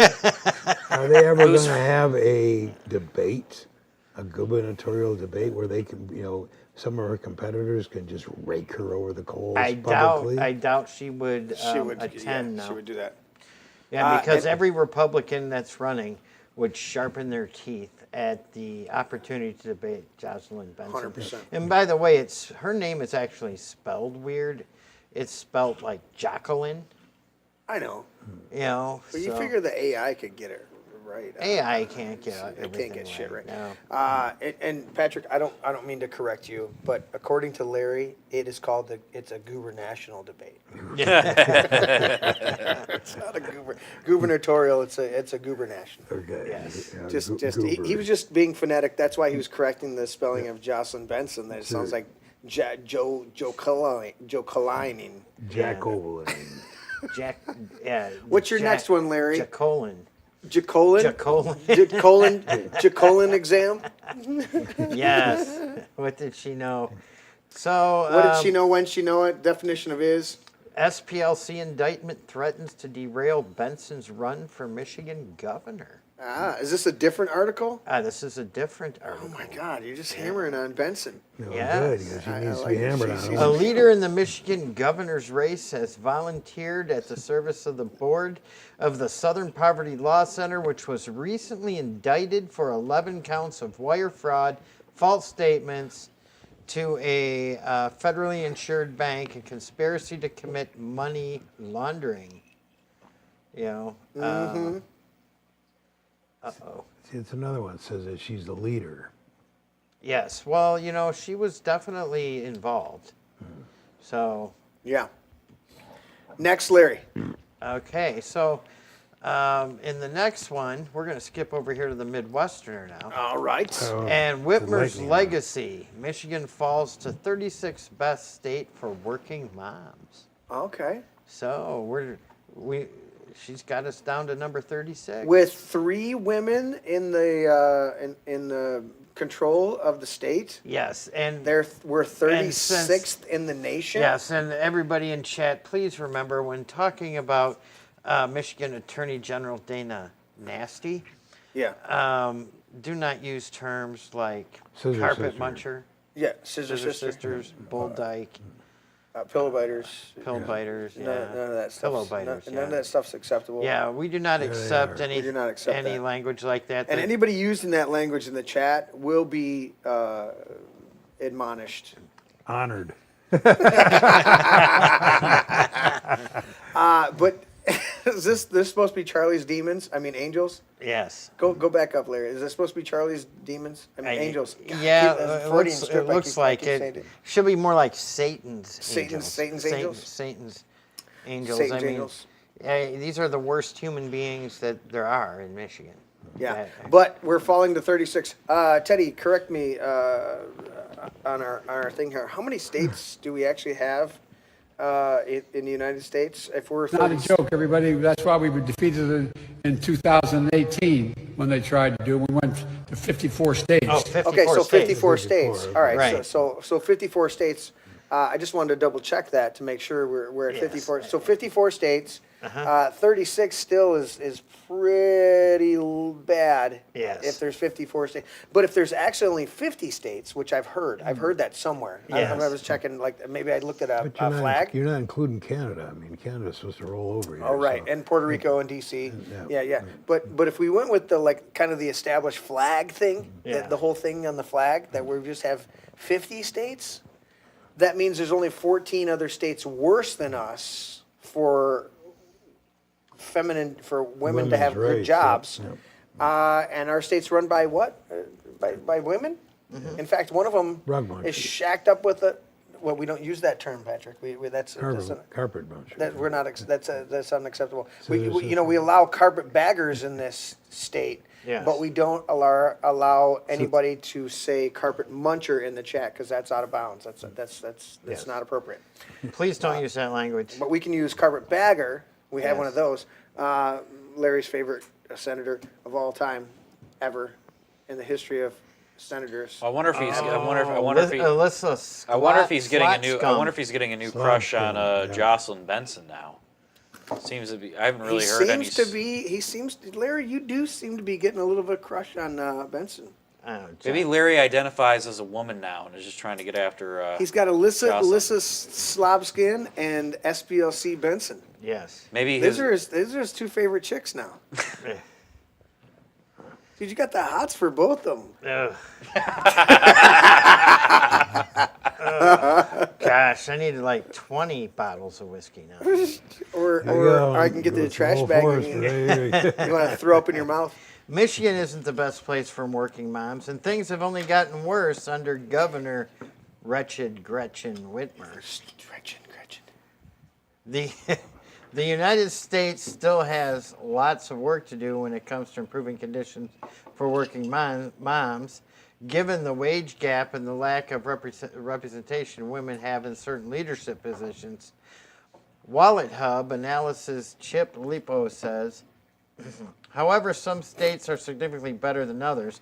The best states for working moms provide equitable pay for women and strong potential for career advancements, along with the robust potential leave policies of high-quality child care, health care, and schools. Now, some of that's a little bit. Yeah, that's a little bit. Some of that's a little bit facetious. Yeah, Larry, do you get paid the wage that you earn? Yes. And see, and that's, Patrick, do you get paid the commissions that you earn? Yes, I do. Right, and that's Teddy, do you get paid a higher wage where you work because you're a valuable person to the place you get paid above, right? Above what? I'm not saying but you're pretty valuable, and so you get paid good. Yeah, I'll leave it at that. He's the best potato peeler they got over there. Dude, I tell he's you what, fucking he's phenomenal. freaking phenomenal. Dude, but you know what? When he how comes come he in, didn't bring me any Glumpke? Yeah. You didn't call me if you wanted Glumpy. Dude, he's not a mind reader. He's not a woman. Yeah. You got to call and say, "Hi there, this is Larry Parsons. I'd like to do a pickup order for 10 wonky. And can you do carpet as well, since identify as a carpet muncher now? Like my favorite senator, Alyssa Slopskin? Dude, it's fucking incredible. Yeah. I mean, we have derailed, but it's incredible. Derailed. Yes. But I totally lost my fucking train of thought. I can tell. But you get paid, Larry, not based on some arbitrary standard. You get paid on the value of what you deliver to your company. Every employee is different than the next. Correct. Every single one. And but part of what you just read in that article is not only are they at the bottom of the list as far as opportunity and everything like that, but they're at the bottom of the list on stuff that's just standardized, that if you have ovaries and you show up, you should be paid a certain. They're 36 on that. Listen, you're not 36 on the fact that you didn't perform well in your job and you're a woman. You're 36 in the nation, and you have all of this DEI woke bullshit in place, and you're still 36. How are you 36? We should be third in the nation next to New York and California, because that's where we were with the lockdowns. We're sucking hind tit. Come on, let's deal with reality. What I'm saying is these three witches of East Bloomfield Hills should be able to fucking prop up something here for the women of our state, and yet we're 36 with all the I don't even call it DEI, but all of the bullshit that we do to prop it up. There are four men here that get paid according to the value of what they bring to the table. Right. And that's how the business world works, but that's now not how the people that write these articles think, or how any study that shows a gap between, genders, this alleged gender gap. And to give you an example of what I'm talking about, let's say you're a dock worker and you have two trucks that pull up to the docks, and you have dock worker A and dock worker B. And dock worker A, for this scenario, can be a woman, and dock B can be, a black man, right? And let's say they load the trucks. They start loading trucks. Okay, dock worker A can only load 4 trucks a day in a 12-hour shift. But dock worker B can do 7 loads a day, 7 truckloads a day in a 12-hour shift. Dock worker B in this scenario is worth more money to the company, produces more for the company, brings in more revenue to the company, so therefore a higher wage is justified. Right. You're racist, Larry. I just made a black man excel. Which makes you racist because you're Republican and you don't like Slotkin. Right. So, but in the opposite scenario, that dock worker A puts out 7 trucks and dock worker B puts out 4, then dock worker A is worth more money to the company. Illustrating your racist tendencies, Larry.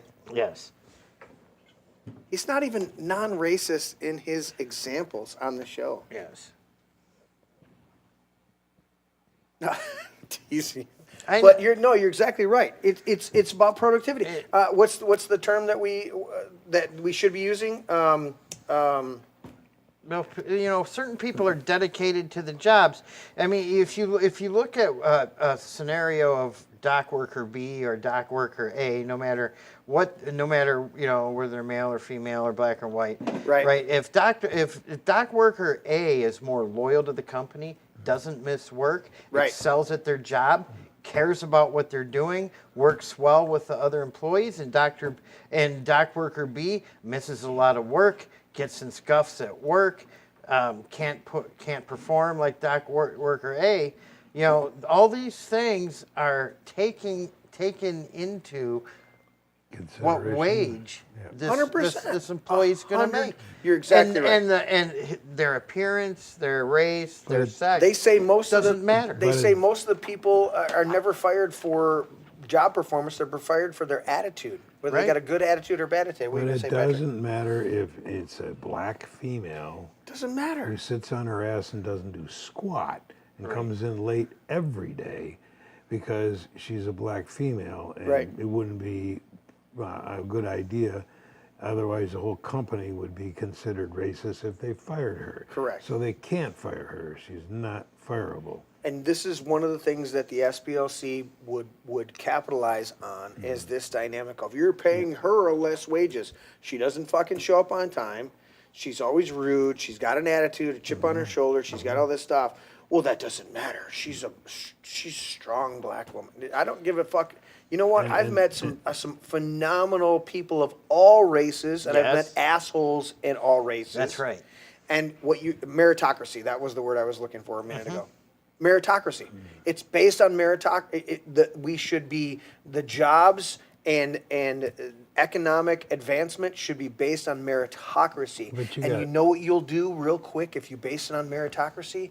You'll get people to get the chips off their shoulder and the little bitchy ass attitudes off there, or they're going to be signed up for welfare. She checks 2 boxes on the DEI scale. Yeah. She's not only female, but she's black. So check off 2 boxes. I've sat in black churches where they were careful because the white guy and his wife were there to teach, but they talked about how I just want to speak to the women real quick and realize there's a lot of programs out there that you need to sign up for because there's a lot of opportunities. You know why? Black females have the highest level of opportunity because of the imbalance out there. Check those 2 and that's not to say that black women aren't phenomenal at different jobs. Not at all. But if you have to incentivize and give them a greater advantage, then it's not an equal opportunity playing field. I had a clinic, 2 of them. I had a clinic on Beecher, north side of Flint, and one in Redford. And the best employees I had were the black females. They were phenomenal. They busted. You know what? They showed up every day on time. Right. And they always brought food, and they dressed nicely, and they brought patients in with them. Their neighbor next door had whatever with a bunion on his foot. Got him to come in and see the doctor. They were great. Yeah. They were great. So I have nothing. I'm saying this. But nothing but praise on that level of that you've experienced. Yeah. So they didn't need extra incentives. But an organization like the SPLC wants to get them all rah-rahed up and all excited like they're somehow being slighted. And yet I know when you ran your clinics, you honored those from a meritocracy dynamic. Did I say dynamic again, Teddy? Yep. You honored them from a meritocracy dynamic of pay on par with their performance.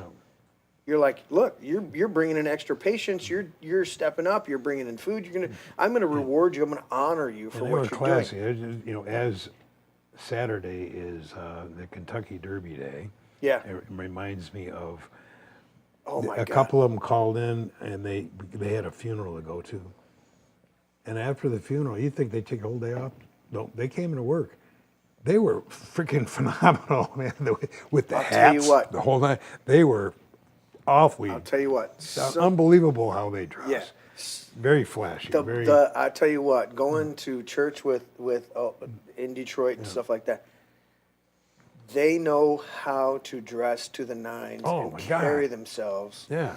And it's another thing that pisses me off about the grifters that exploit that community, because if you would honor that community and you would allow that community to rise to their own highest potential, they're fucking phenomenal. Yep. They can be the most phenomenal. But when you tell them that they're victims and you tell them that they can't achieve because Whitey holding you down and a bunch of other bullshit, they will gravitate to that existence. They will gravitate to that level.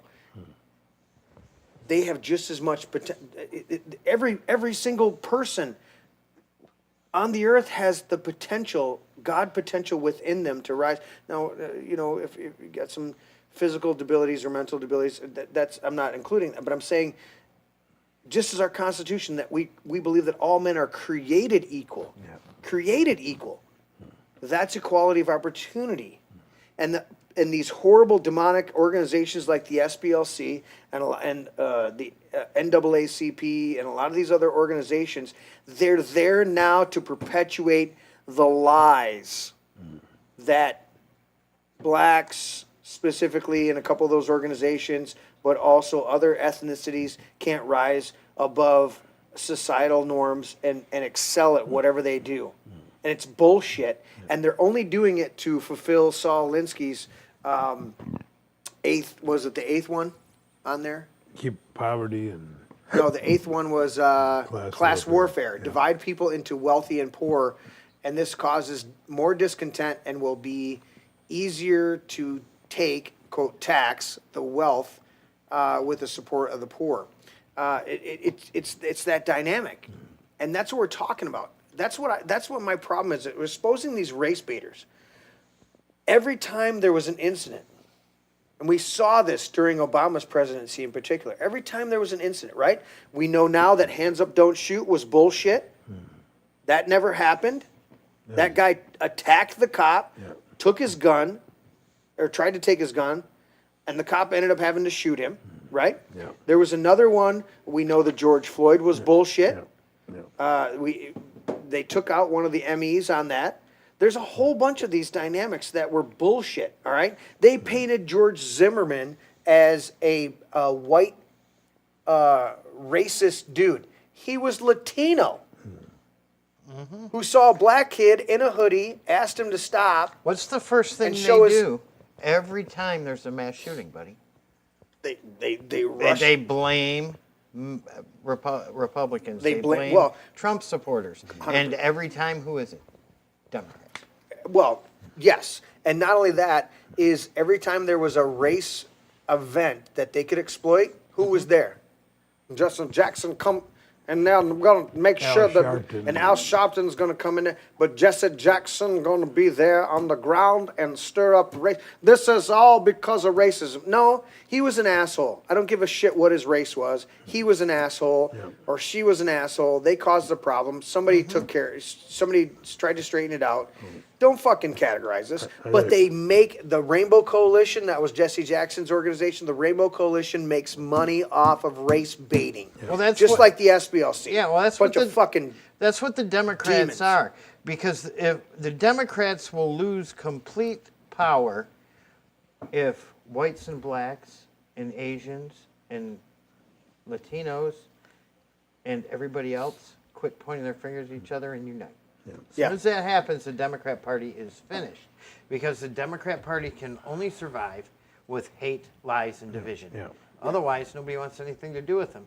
They brainwash people. They fill their heads full of lies. I mean, the SPLC, under Jocelyn Benson, paid millions of dollars to the KKK to create problems in Charlottesville. What's the logo there? What was the logo? Yeah. What was that logo? What was that logo? This is the SPLC logo.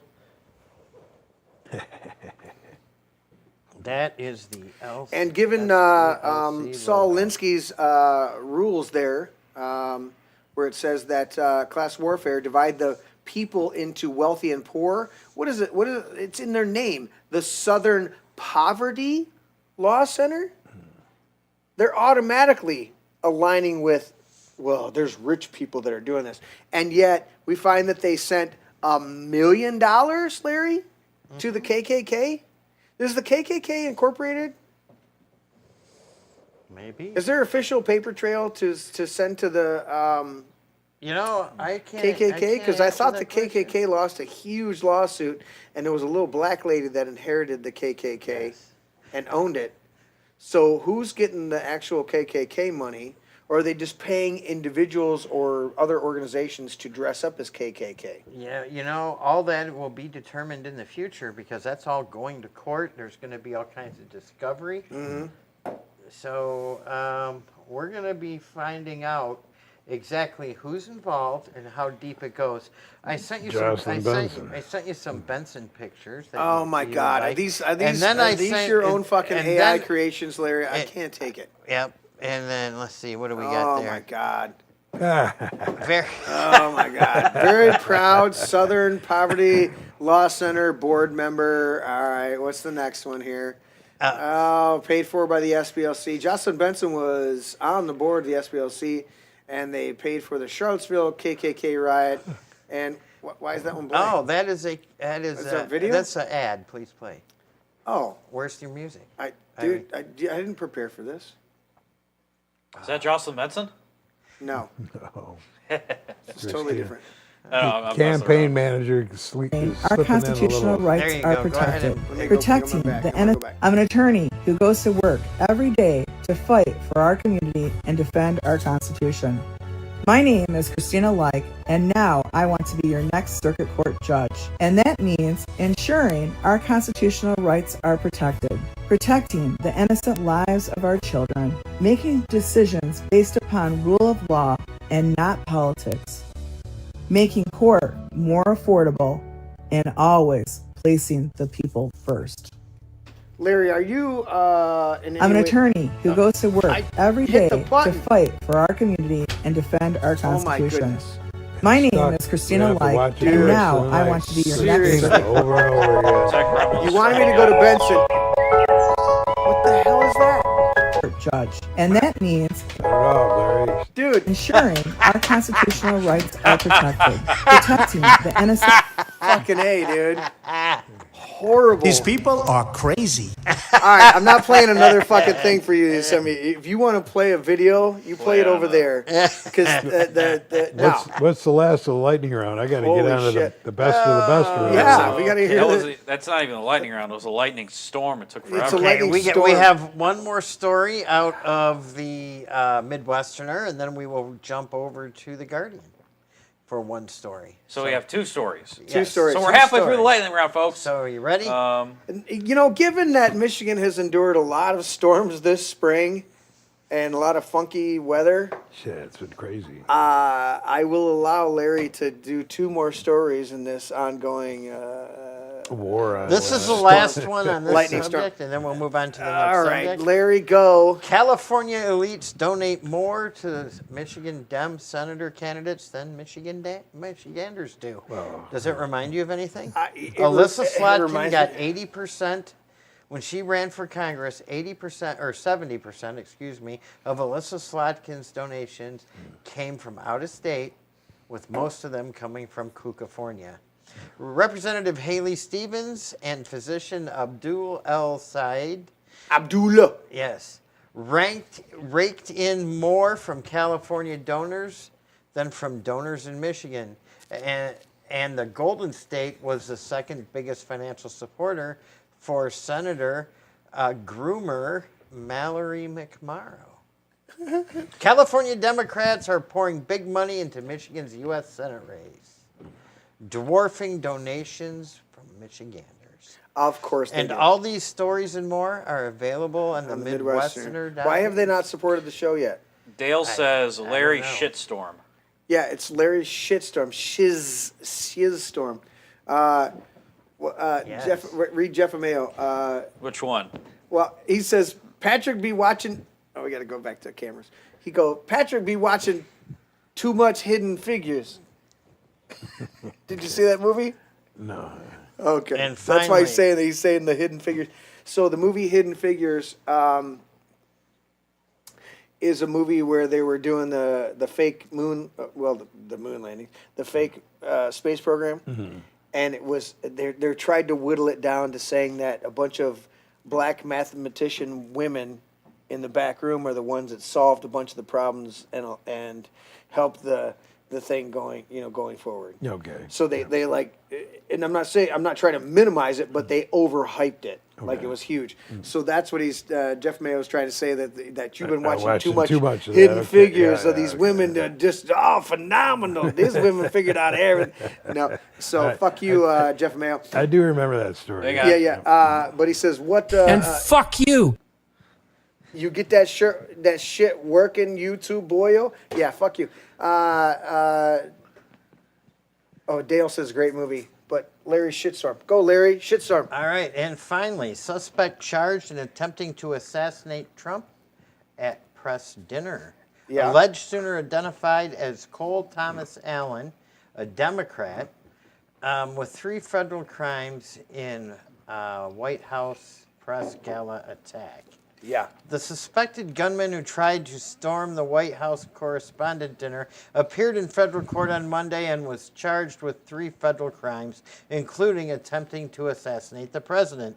The alleged shooter, identified by law enforcement agents as left-wing extremist Cole Thomas Allen, a 31-year-old domestic terrorist liberal from Terrence, California, was charged with attempt to assassinate the U.S. president, transportation of firearms to commit a felony, and lawful discharge of a firearm during violence. Oh, sorry, unlawful, excuse me. The first charge carries potential sentence of up to life in prison. So, this is what, the 4th attempt on Trump's life? Some are saying 5th or 6th, well, but some people, yeah, but officially 4th. Yes. Well, actually, all the media is reporting 3, right? And I'll list them for you. You had Butler, Pennsylvania, exactly right. You had the second one, which was the Mar-a-Lago golf course, right? And then you have this one. Yeah. But they're forgetting one. They're forgetting the guy that stormed Mar-a-Lago with the shotgun wanting to assassinate Trump, but Trump wasn't there. Correct. That is still an attempt in my book. And there are a couple of... And that makes 4. And there are a couple of insiders that have noted a couple of their incidents that were neutralized beforehand. Right. And all of these attempts were by Democrats. Yep. All of them. Yeah, all of them. Absolutely. So, and at what point is the left's rhetoric going to tone down? Trump is a Nazi. Trump is a pedophile. Trump is a fascist. Trump is an authoritarian. Trump is this. Trump is Hitler. Trump is Stalin. Trump is Marx. Trump is this. Right? All this propaganda. There's even a guy in the liberal media that said Trump needed to take a bullet. Right? Of course. On the news. Yeah. He was a news correspondent. Well, there's a school teacher in Wisconsin that was just put on administrative leave because he said these fucking Democrats need to, or these shooters need to get better at shooting. Yeah. Because they're missing their targets. How about this? Here's dumbass Jimmy Kimmel, which I never thought Kimmel was funny in the first place, long before he was ever a full-blown leftist piece of shit. Right. I never thought he was funny. I thought he was always... Listen, this is the same fucking guy that did the Man Show years ago, okay? Now, the 2 hosts of the Man Show, Jimmy Kimmel and the other guy, I'm trying to think of his name. Teddy, type in the Man Show hosts. The what? Man Show. Actually, the Man Show was kind of funny. It was kind of funny, and at the end of it, what did they do? I don't remember. I only women without tops on jumping on trampolines. It was called the juggy. They would do the juggy thing. Yeah. And it was women with topless women jumping on trampolines. Yeah. It was part of the whole show was about exploitation of women. And he comes out as this. Jimmy Kimmel comes out as this virtue signaling, all holier than thou, grand poobah of the fucking moral left majority. Who was the other guy? Adam Carolla? Adam Carolla. Adam Carolla is now totally over on the other side. Oh, yeah. Does a ton of great conservative stuff and disavows him. This piece of shit right here, Jimmy Kimmel, acts like the moral judge of everything like that, and he's still a grifter piece of shit fucker. And what did he say about the First Lady? Okay, so here's what it is. So what he said. So late night host Jimmy Kimmel on Monday. What's the voice I want to read this in so I can read it? So yesterday? On Monday, doubled down on his lowbrow joke calling First Lady Melania Trump, an expectant widow, despite a third assassination attempt on President Donald Trump's life at the White House Correspondents' Dinner on Saturday. During his monologue, Kimmel claimed his joke, which he retold, referred to the age disparity between POTUS and his wife, had not the potential attack against Trump. All right. Quote, how do I read leftist asshole, not funny, Dr. Fauci. complain to be comedian? It can't be Fauci. No. Japanese guy. A Japanese guy? Yeah. You think so? Yeah. Okay. It was a pretend roast. I said our first lady, Melania, is here. Look at her. So beautiful. Mrs. Trump, you have a glow like an expectant widow. Which obviously was a joke about the age difference and the look of joy we see on her face every time they're together, because she's hoping that he dies. You're a fucking pig. Anyways, First Lady Melania Trump says Kimmel's hateful and violent. I don't want to do her voice because she's such a sweetheart. Yeah, can you do her voice? I mean, she's got such Kimmel's she's got this like. I could never do that accent. It's like tough. Dude, I watched her when she did the surprise press conference with talking about, I was never involved with the Epstein. My husband was never involved with the Epstein. It's kind of like a flair, like an Asian flair, but it's also like it because she came from Eurasia. She came from in the middle. Yeah. It's got this Asian but also European dynamic to it. She's got kind of like a Russian thing going on too. Yeah.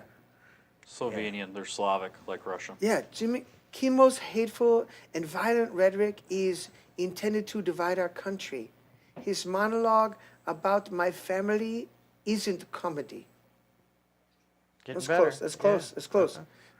His words are corrosive and deepens the political sickness within America. People like Kimmel shouldn't have the opportunity to enter our homes or even to spread hate. Okay, so anyways, they're calling out Kimmel in this whole article. That's the first time she broke silence on that. She's usually pretty quiet. She is. She tries to stay above the fray. Yeah.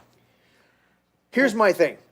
I'm going to disagree with her and President Trump on firing Kimmel. It's kind of the you want him to keep tripping over his dick out there. Exactly. So it's kind of the Few Good Men with Jack Nicholson. It's like, I want him on that wall. I need him on that wall. Don't silence him. Don't fire him. Let your ratings plummet, but make sure we can pull sound bites from his evil, hateful rhetoric on the left. Don't fire him. Let him stay right there until your whole channel implodes and you no longer have anybody else in there. Disney. Yeah, let him wipe out the whole channel. Let him wipe out the whole channel. But I don't. So they were calling for his firing, and she's even saying there to not let his hateful rhetoric. What does it say? Perpetuate. I'm looking for the line. Insider. I gotta go back up. Oh, and it's Donald Trump.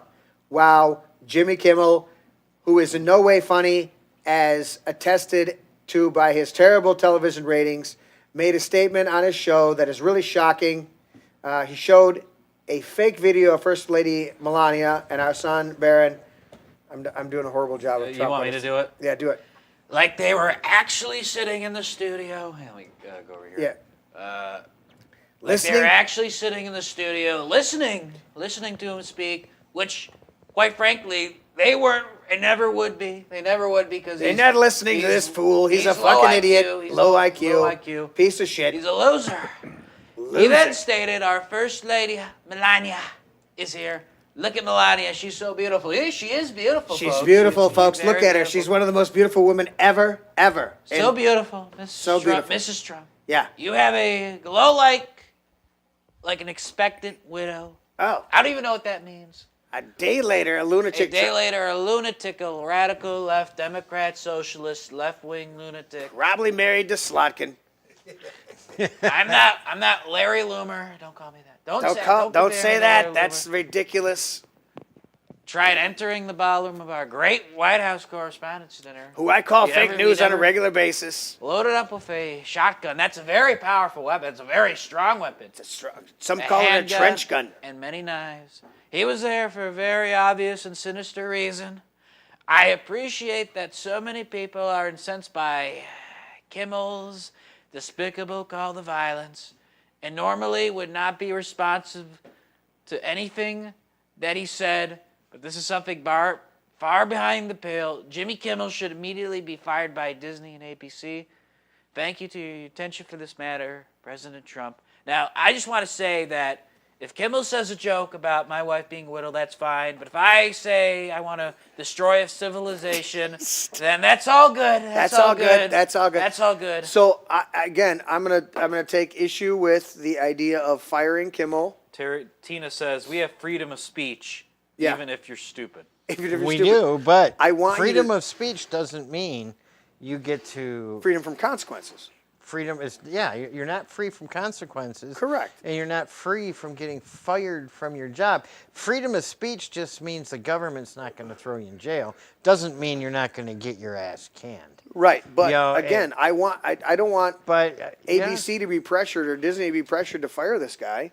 I want their ratings to go in the tank to where they get to a point where they go, you're horrible. It's not one incident. I want to see him go bankrupt. It's the totality of it. Well, yeah, the liberal media isn't America's friend. They are responsible. They are just as responsible for every assassination attempt on Donald Trump as the people who are trying to assassinate him. It's their rhetoric. It's the liberal media's rhetoric. It's the Democrat Party's rhetoric that are driving these weak-minded, easily mind-controlled people to do these things. Do you know that guy's a teacher? Was. Yeah, he was a school teacher in California. Yeah. Yeah. Did he dress in drag? I can't make that claim. I don't know, but it wouldn't surprise me. Wouldn't surprise. Teddy, see if you can look this up real quick. I don't know that he's a butt pirate. Yar. Easy. Teddy was right on it. Oh, Dale was saying a German accent. That's what I should have done it in. It's a German accent. Reading the best. The Versagen!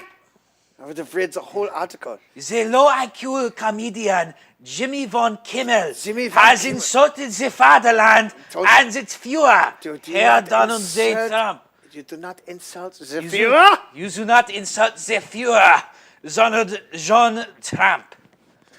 When you do some of the German accents, you have to come up like angry right at the end. What did you want me to look up? We wanted to do this and make sure you understand.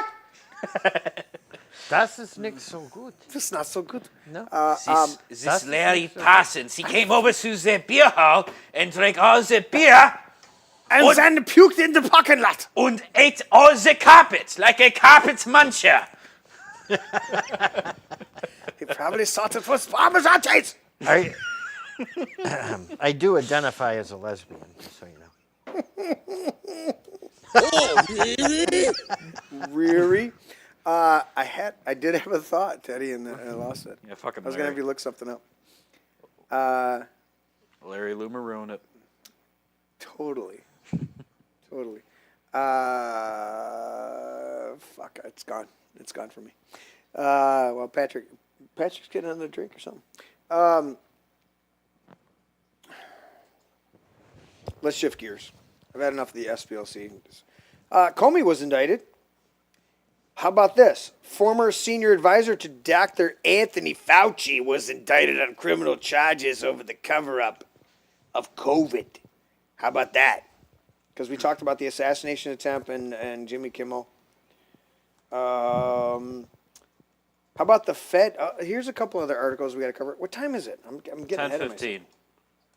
10:15. Yeah. The Fed reclassifying weed. They dropped it from a Schedule 1 down. I don't know what the actual thing. How about the Lone Star tick invasion? You guys seen this? No.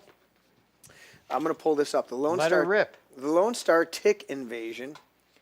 Bet you this storm has some bite. Dude, you don't want. So here's the problem with the Lone Star tick. It was the one that was engineered on. Everything is bigger in Texas. But it's called the Lone Star tick because it has a star thing on its back. But it was the tick that they bioengineered, and then it accidentally escaped. Like the coronavirus? Yeah, it accidentally escaped. Did Dr. Fauci engineer it? I don't know if he was involved in this one. He was involved in beagles having cages put around their heads and sand fleas being released and their tongues cut out, or the vocal cords cut out so that they couldn't scream out. That was Fauci. Where the hell's my Lone Star tick thing? He ought to be beaten for that. You can't doing dogs like that. Dude, he should have his vocal cords put out and put the same fucking thing over his head and let sand fleas burrow into his face and let's see what his reaction is. Yeah. You know?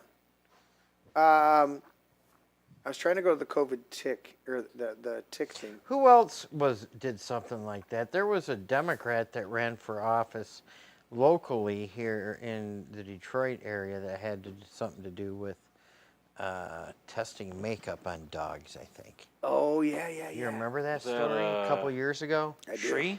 Was it? Yes. Was it Shree? Yes. It was Shree. Yes. Yeah. Another piece of... Shree Tanada. Piece of Shree. Is he... Yeah. Piece of Shreet. Piece of Shreet. Oh, there's David Cross. That was the comedian earlier I mentioned in the show. That's Bill Maher doing that. Where the fuck is this? I had this right here. You know, I wonder when the black community is going to get tired of being goaded by people like the SPLC. And I used? Mean, how many times do you have to be made a fool of before you get tired of it? Right. You know,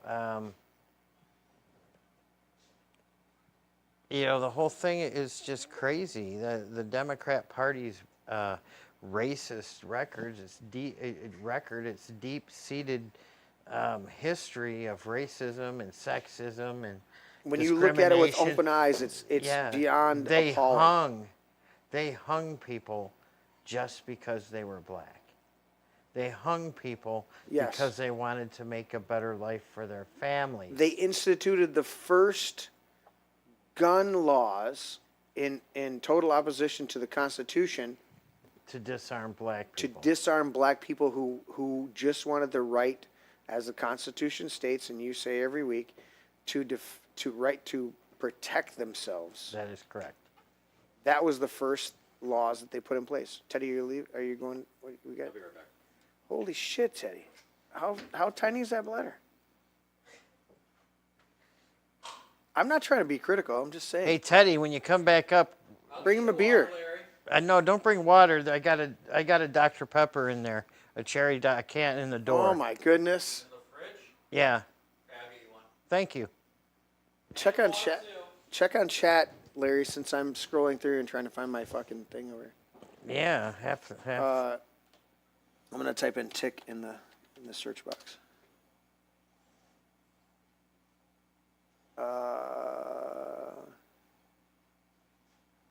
That's 25 days ago. It's not. Yeah, Cherie closed his lab, and then just left the dogs in there to starve to death. Of course he did. Oh, that's right. Yeah, I remember that one. Yeah. Yeah.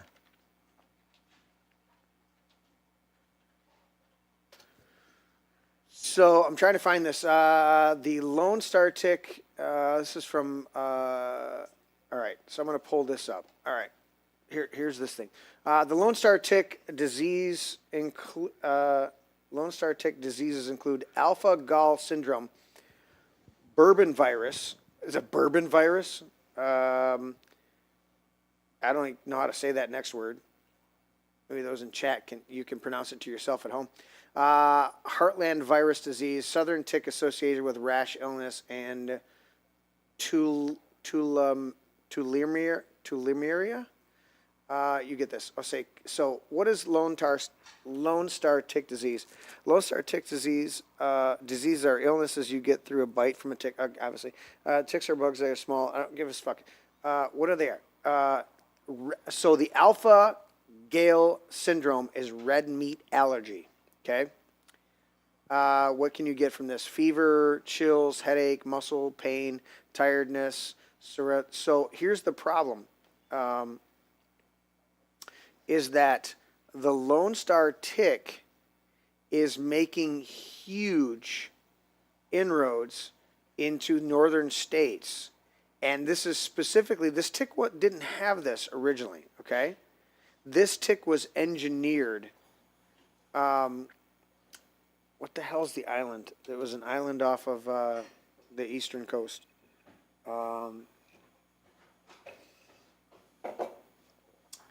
It would be easy if I could find the fucking article that I had already. That would have been easier for me to find.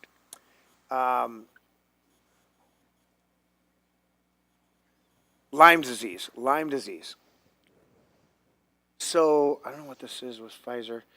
Pfizer seeks to introduce Lyme disease vaccine as it states the worst tick season ever, increase in alpha-Gale syndrome meat allergies. Okay, so this is on InfoWars, obviously. Pfizer is seeking regulatory approval of a new vaccine that claims it would prevent Lyme disease as several states gear up for the worst tick season ever amid an uptick of alpha-Gale syndrome meat allergies. Last month, the company released Phase 3 efficacy trial data on its new Valor, that's the acronym. You know how much Grandma Connie used to hate Valor, or acronyms.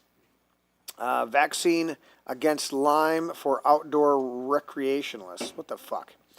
It demonstrates more than 70% efficacy.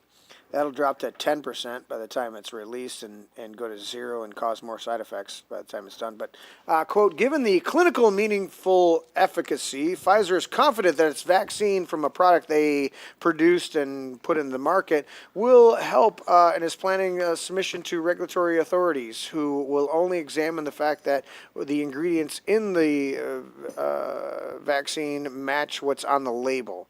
They don't actually test to see if it actually does what it's supposed to do.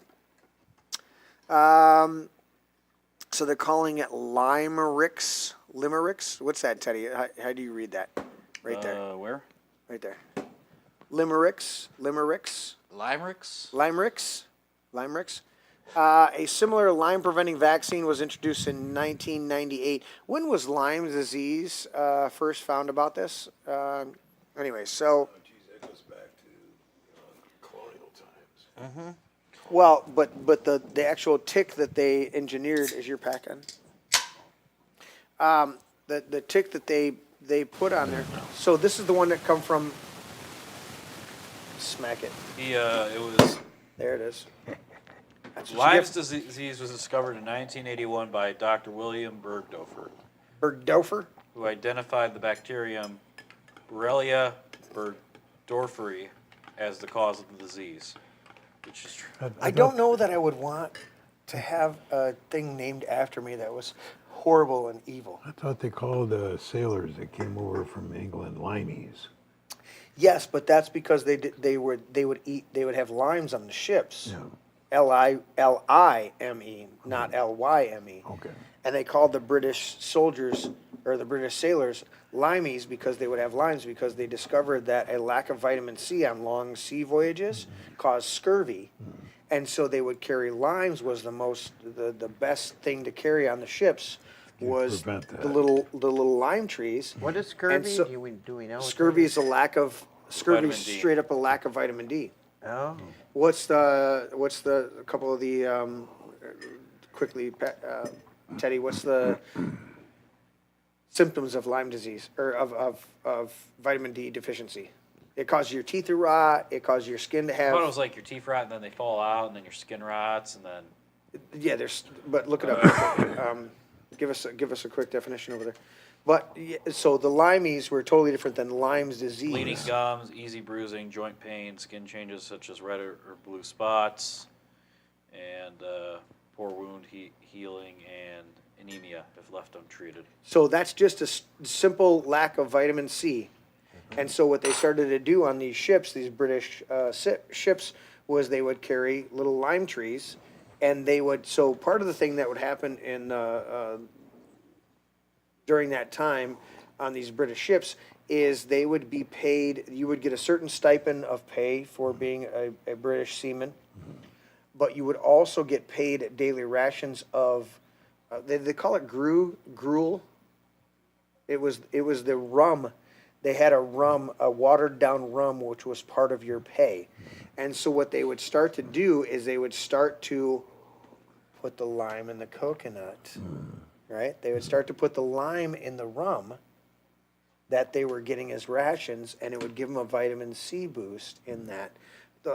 Teddy, you're looking that up or anything like that? What do you want me to look up? British sailors paid in rum. Okay. And then we'll see if it has a link to the lime. But they would rum start ration? Rum ration, yeah. It was also called a tot. What was it? Tot? Tot. T-O-T. Tot. Can I get my tot, Brad?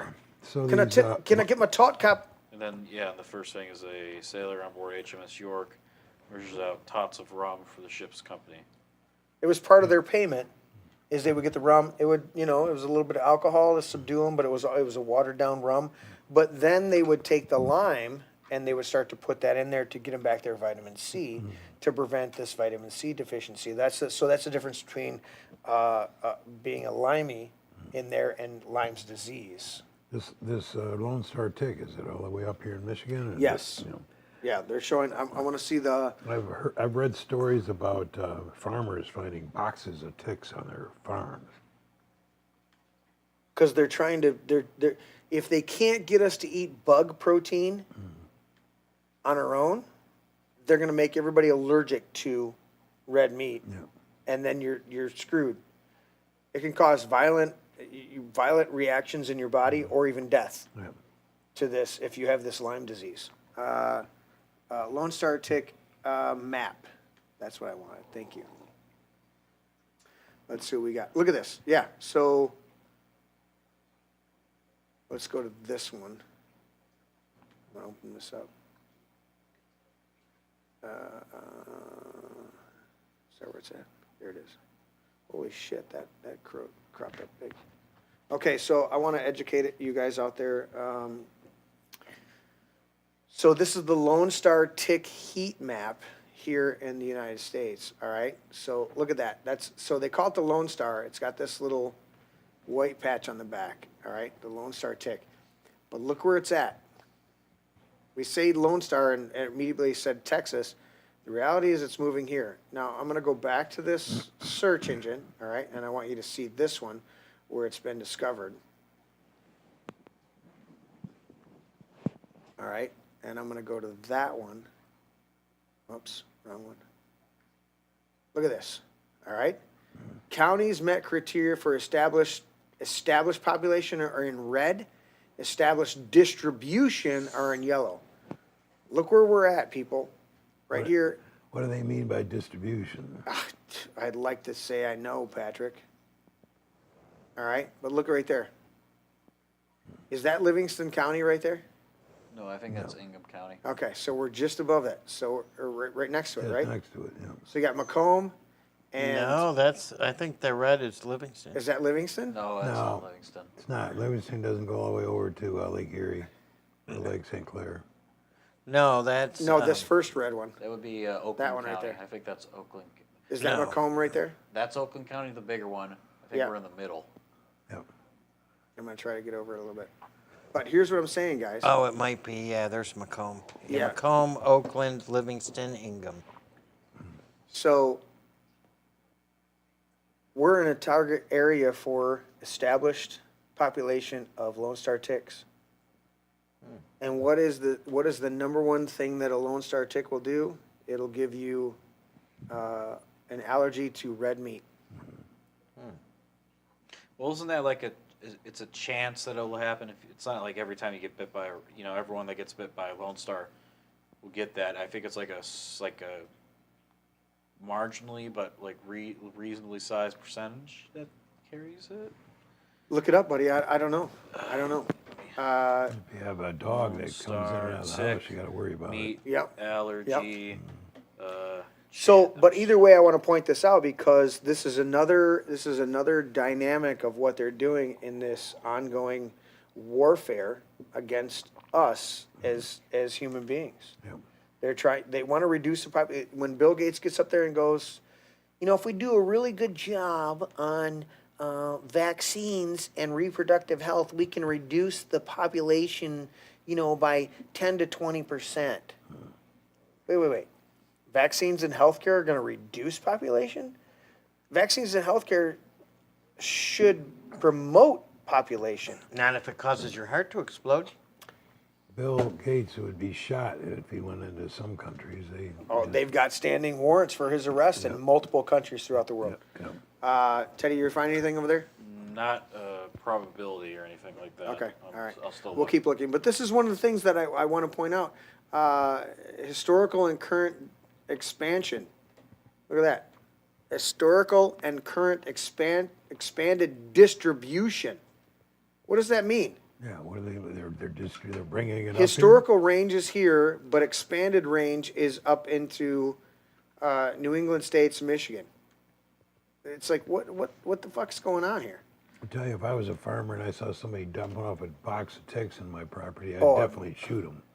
Right? And light the box on fire immediately. Yeah. So I'm going to tell you, I was at hockey the other day, and I pulled off. I'd done a little bit of work here in the yard behind the man cave, and moved some brush and done some stuff. And as I was taking off my socks and getting ready to put my hockey gear on, I had a tick crawling down the back of my leg. And I immediately saw it, and I grabbed it and threw it on the ground and crushed it. That is literally the first tick. Now it wasn't one of these. It was a common Michigan tick. But that is the first tick that I have seen in the lower peninsula here, lower Michigan, ever. I've seen multiple ticks in the UP. We go up there fishing in the UP, right? You do a tick check at night. Yeah. Because you've been out in the woods and everything like that. Hell, after I took a shower, I had them crawling out of my hair. So. Right. They're jump, but down here, that is the first tick that I, in my memory, can ever remember having on me. Down here, and it was at hockey. Yeah.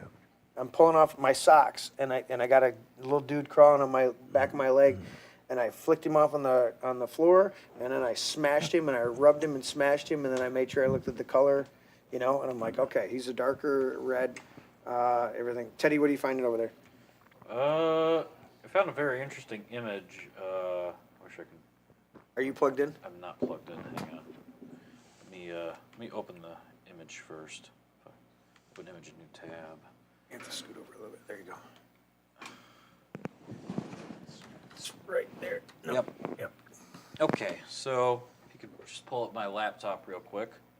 Tell you laptop. Oh, you got to share your screen, remember? I gotta share my screen? Oh, hang on, it's loading. Yep. You got to share. I got you on the screen over there. There it is. Okay. All right, you got it. Okay, so this is just kind of like a size scale of ticks. As we can see, there is a dime, a United States dime coin as reference. So these are just kind of the scales. So the Lone Star ticks are actually pretty big, right? Roughly compared to the other ones, yeah.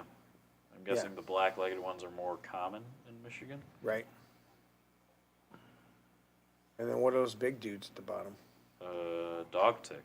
Dog tick. Yeah, and they talk about that. You got to give your dogs some injections to help them fight those off. The Lone Star. Can we zoom in? Can you control wheel? Let me see. On that Lone Star? There you go. Hang on. You were close. Computer's freezing up now. Of course it is. I would not expect anything less than Hang this. on. Let me. Okay. Is that good?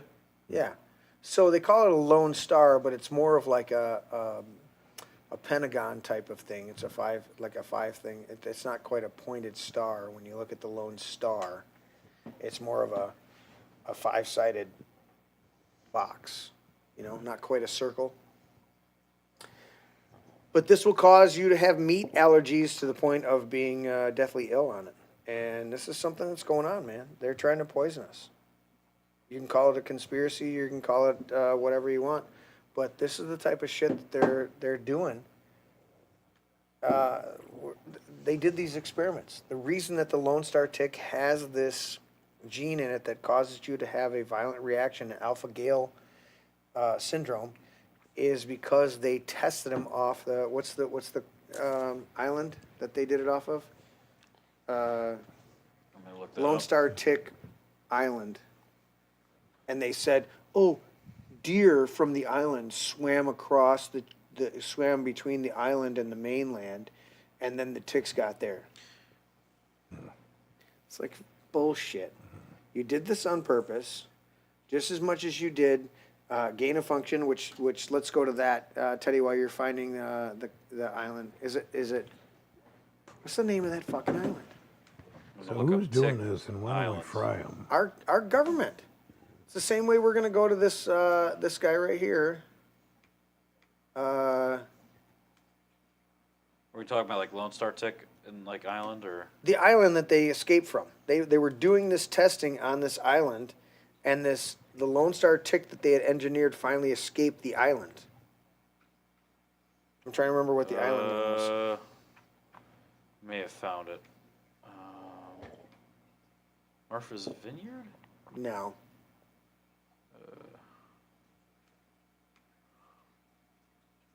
As soon as you say the name, it's going to pop in my head. Turkey Tick. All right, while you're looking at that, look at this. You're going to find it, Teddy, in a second. As soon as I click on this, you're going to find it.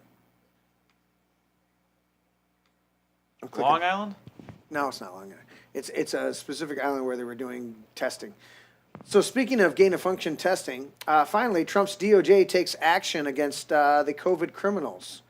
This guy right here, this dude, this piece of shit, Dr. David Morenz, former NIAID advisor to Dr. Fauci, was indicted on Tuesday for allegedly evading a FOIA request tied to COVID-19 research grants. Alex Jones here. Finally, the DOJ has taken action. Fauci's top advisor indicted for destroying evidence of gain-of-function research. Let's listen to this real quick. Did you find the island? No, I didn't. Okay. Former top advisor to Dr. Anthony Fauci now facing criminal charges. This over an alleged cover-up. Why is that? Why did that do that? I am sorry out there, folks. This is a small operation, and we don't always get shit. Let's try to do it right here. On October 25th, 2021, another scientist wrote, quote, David is concerned about the privacy of text and other messages from his cell phone to you and me because he has been using a government phone. This came from Tony, end quote. Sir, did you ever have any conversations with Dr. Fauci regarding using personal phone or email to communicate with Dr. Daszak? I don't remember it. It's possible. I probably wouldn't have remembered it, and I don't remember it. He and I usually never talked about that kind of stuff. It would be very unusual if it happened. On Thursday, April 30th, 2026 at midnight, the deep state will finally be successful, they believe, in shutting down InfoWars, barring a miracle. So I'm asking every viewer and every listener right now to realize you're the Paul Revere's, to share the new URL of the new show, Alex Jones Live. Sorry, I know Alex was dealing with that. I was trying to get to that article. So they finally indicted this cretin, this piece of shit. Yeah, that's what I wanted right there. James Comey? Oh, no. Shenanigans that suggested he could push scientific commentary in a prominent medical journal advocating that COVID-19 had natural origins. That's a competing claim with the lab leak theory. The indictment says the co-conspirator could also provide meals at top restaurants in Paris, New York, and Washington, D.C. In April 2020, the NIH terminated that back coronavirus grant awarded to EcoHealth Alliance, who then contracted the Wuhan Institute of Virology to conduct that research in China. From the start of the pandemic, its president, Peter Daszak, worked to discredit any theory that COVID-19 had leaked from that lab. Okay, all right. Thank you, Rich. It came from a lab in China because we sent it over to fucking China to continue the work of Anthony Fauci, and they have indicted Fauci's right-hand man, his top advisor, in order to. They need to prosecute the fuck out of these people, dude. This whole thing was planned. The only reason we had mail-in ballots and a fucked up election in 2020 was because of this pandemic bullshit. The only reason my channel was totally fucking taken off of YouTube and Facebook was because I dared to say something about the election being stolen, which is a direct result of this pandemic. Because without the pandemic, you don't get the mail-in ballots, you don't get the, all the other bullshit going on. So I've had multiple channels taking mail-in ballots that Jocelyn Benson didn't verify the signatures on. Those kind of mail-in ballots. Yeah, exactly. And the 315,000. The ones they were counting down in Wayne County after they put the cardboard boxes up in the windows. Yeah, 100%. After kicking out the Republican poll watchers. Yeah. I'm just checking. What do we think about Comey's indictment? We'll see if he actually gets prosecuted. Dare I say, Give me your black pill. Dare I say it's like the John Bolton thing where they got John Bolton, they charged indicting John Bolton, and then we haven't heard anything in months about that. Yep. So I don't know that it's a strong indindictment. What did they get him for? What was it? It was for posting the it was for TikTok it was of like him. That. It was like the 8645. 8647. 8647. Yeah. Which I saw another Are post. they gonna enjoy? Yeah, Whitmer did that. Well, she had 8645 Yeah. behind her during a press conference. Teddy, quickly, give me the Bester perspective. Best of Did the you have Bester. do you have a perspective tonight? Come on, you always have. You didn't give me a subject, so I put a big question mark on the paper. I think just as my perspective, I'll just run it down for a couple sentences here. I think the SPLC stuff that we're seeing is more of a indictment of, hey, look, the SPLC are funding all of these, and the language is very, very odd in the indictment. They're funding informants, right? Not organizations, right? Right. That's the part. That's what they're claiming. That's what the Justice Department is claiming. They're Correct. funding informants, not organizations. Right. So I think with that, at most we're going to see fines of that. No one's going to go to jail over that, obviously. And then I just say the indictment's being more used for more dissident right circles that are disagreeing with the administration. You think it's a little blood in the water for the Sharks just to satisfy them? I think you're funded by the SPLC if you disagree with anything that Trump does. Do you think it's... Let's see it for a chair. I got to hit the right button. Do you think it's a little bit of a sacrificing Swalwell type of dynamic? Maybe, yeah, that could be it too, because, SPLC and ADL, they're all well-known smear merchants, and... So you think sacrificing one of them... No one really takes them seriously, unless you're like some major shit-lib Democrat that think... So you think if we sacrifice them... Yeah, I think if you... you score a few points here and there? If you sacrifice the credibility to the general public and say... then that just gives you room to build more... But the machine keeps moving along. The machine keeps moving. Yeah. That's your black pill perspective. That is my short perspective. I think the SPLC stuff, like this Comey thing, is kind of a theater, a showroom, and I think if there was really any effort on the Trump administration's part, because Trump was claiming, Iran tried to kill him, and that was his main, that's what he was claiming. That's why I bombed them, because Iran tried killing me. Right. So why don't you have the same further going after the organizations and groups that killed and celebrate Charlie Kirk and all the other, commit violence everywhere else? Because I don't want SPLC just indicted, right? Or Comey just indicted. We want them. No, I want mugshots, and I want them. Mugshots. I want them in jail while they're waiting trial. But orange suits and handcuffs. Say it again, Patrick. Orange suits and handcuffs. Yep. Yeah. Yeah, I want your frog marched out.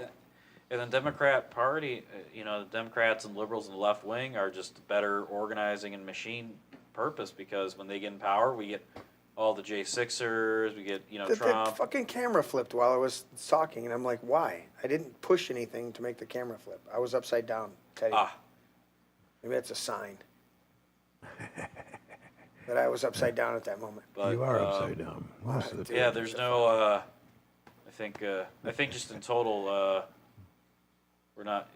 Just after the midterms, it's just going to be a bloodbath because a metaphorical bloodbath because we're not. There's no shock and awe. There's no actually going after these people, and when they come back, they're already talking about Project 2029, and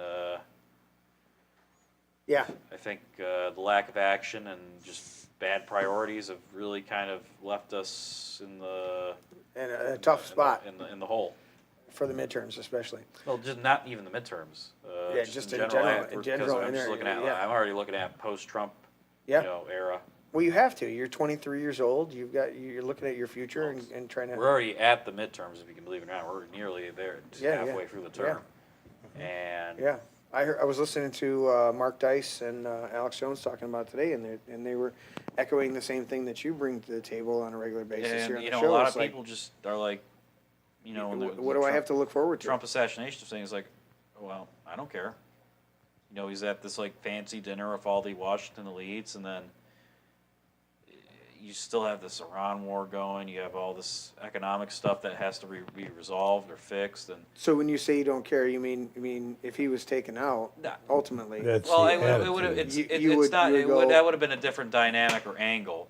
I'm saying that it's another assassination attempt, and they're trying to frame it like, build the ballroom, That's their messaging. I mean, you saw the MAGA machine come out and build the ballroom. Yeah. And I think just a lot of people are like, really? Is that your priority? So you think you're really jaded on it. It's like, dude, somebody tried to kill you, and your response is to, hey, let's make sure we build the ballroom. Yeah, that's the point. Like, dude, what are you doing? It's like, why didn't you beef up your? Well, I watched multiple videos today of the people trying to get their guns out of their holsters. They didn't even shoot this dude. And I was talking same to. thing as so Butler. he wasn't shot? I wasn't. No. Why'd they take him to the hospital? Because he got tackled and probably needed to. Oh, I wondered if they shot him. And no, the Secret Service frisked him out of there. The guy didn't even get close to the ballroom. They said they didn't shoot because. But I was talking to civilians running around. I was saying in a group chat that it's like just if they not really learned anything, it's just pure negligence or just. Well, the man's done a great job on foreign, stuff. I wouldn't even say that. Tongue in cheek. That's been his concentration, but domestically, he sucks. Okay? Yep. Right. We expected a lot more. I voted for a lot more. He hit the ground running at the beginning. After being sworn in, he hit the ground running, and then faltered and capitulated. And I mean, we just had Joe Biggs, the 12 outliers that were still waiting to get just finally restored. Yep. Which is a very good thing. It's a great thing that they finally were restored, but it was ridiculous that they waited this long. That should have been day one. I mean, it should have been day one, week one, best month. Joe Biggs and Stuart Rhodes, to cite 2 of the 12, weren't even involved, weren't even there. Let alone there was no insurrection. It's bullshit from day one. Right, but getting back to the Trump and domestic policy. Yeah. Would Trump have the authority to stop this? Because oil is sold on the global market. Right. Am I correct? Yes. So does Trump have the authority to say, you know what, we ain't doing this no more, and just go self-sufficient and not allow our oil to go to the global market until after? If he did, our prices would come down drastically. See, you're understanding where I'm going with this. My thing is that gas prices were a little bit below $3 before the conflict. Right. And were we attacked or anything? Were we being, trespassed upon or attacked like in Pearl Harbor or 9/11? Not on our soil. Not on our soil. Yeah.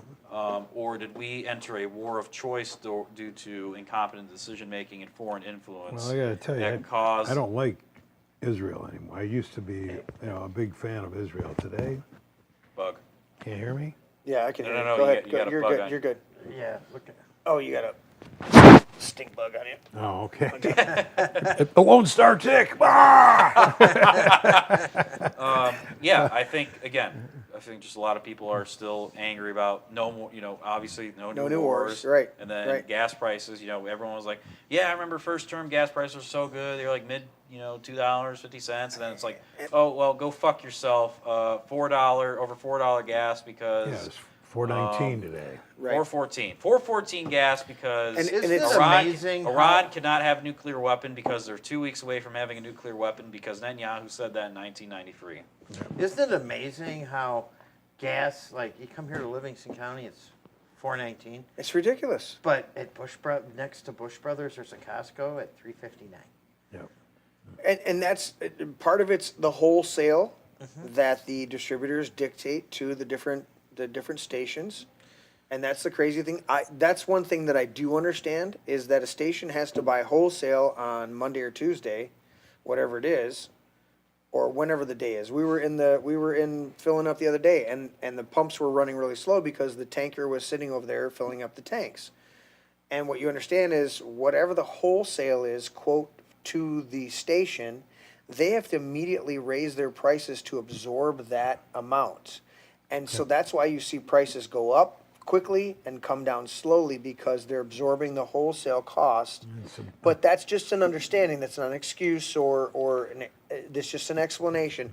But the dynamic is, and I understand what all of you guys are saying, but keep in mind, the petrodollar is the number one worldwide factor in all of this. Yes, we could have our own oil and have our own oil at lower prices throughout the continental United States, including Alaska, because we have more oil here continentally than throughout the rest of the world. It's been proven, but we don't want to access it. We had Biden come in and shut down the Keystone Pipeline immediately, all this dynamics. But the problem is that the dollar, the currency that we have, is only propped up by the petrodollar throughout the world. So if we don't control places like Venezuela and Iraq and Iran and have them trading, and Libya, if we don't have them trading in the petrodollar, if they decide to trade in rubles or That's Chinese what Iran's yen, doing. They're doing the tolls where you have to pay in Chinese currency correct. or crypto. And that is more detrimental to us because the minute they undermine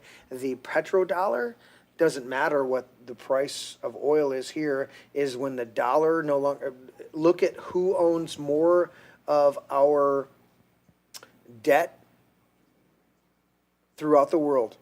China owns more of our debt. That's the reason why we have so many Chinese products here. It's not because we want Chinese products here. It's because they own our debt, and the way that we try to balance trade is because you own our debt, we're going to have to buy products from you. And so they push to buy products from us.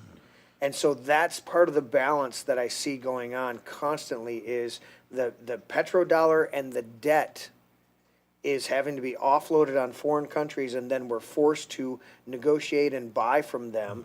And then Trump tried to use the tariffs to try to do balances, and at the end of it, he goes, they look at him and go, but we have a lot of your debt. So no matter what, you're going to have to buy our products. You might put a tariff on it, which in the short term hurts the consumer, but may balance out. And then you have a douchebag in the White House that writes the bill wrong. And even the Supreme Court said, if you'd have written it correctly, this is totally constitutional, but you wrote it wrong. And guess what? He's the one that shorted all of the futures on the tariffs. Howard Lutnick, and is making millions out of it, a whole bunch of insider trading going on in there. So there's all of these dynamics. It's never cut and dry and one size fits all and this thing that figures it out. So that's a dynamic. All right, final thoughts. This has been a good show. I think so. It's been a fun show. Accuse your enemies of what you're doing so that when they're caught, people won't believe the accusations against you. Larry, you need to go first? Yes, please. You got to be laying some black tar. We got Alabella in chat. Roads. I'll read her what she had to say. She said, "You looked great upside down. I know. Red is going to sweep the midterms. That's why Trump's a badass president." We also had Tim checking in. Yeah, I saw him checking in. And then Alabella also says they pay 6 cents a gallon for gas in Iran. Who's the douchebag at the bottom that already got removed by a moderator? You're going to get removed again. fucking spammer. What does it say? Somebody spamming It's it? a spam. It's a link to their fucking thing. Oh. Thank you. Block him. Larry, final thoughts. You crazy Final fucker. thoughts. Well, the late great Rush Limbaugh would be saying, "I told you so." When it comes to the SPLC. SPLC. He was warning us about the SPLC in the 80s and 90s. Yeah. The SPLC's been sued many times for its slander and libel, and paid out millions of dollars in punitive damages over its history. I'm not surprised at all that this is all coming to light. And we're going to see where this is going to go, and the discovery process is going to come out. All these, what's the word, what do they use for these shadow corporations? Isn't there a word for those? Shell corp. Shell corporations, thank you. All these shell corporations that they created to hide their fraud, their money laundering, and raising money under false pretenses. They call that wire fraud. So, I mean, they got 11 counts indictments against them. Jocelyn Benson was involved, and we're going to see where it goes, aren't we, Teddy? Yeah, why not? Did you sign my paper, Larry? I did. I signed your paper. Did you do overhead? And, it's like I said, not only should they be charging this little punk assassin that went after Trump the other day, they need to start holding the liberal media as, and these Democrat politicians,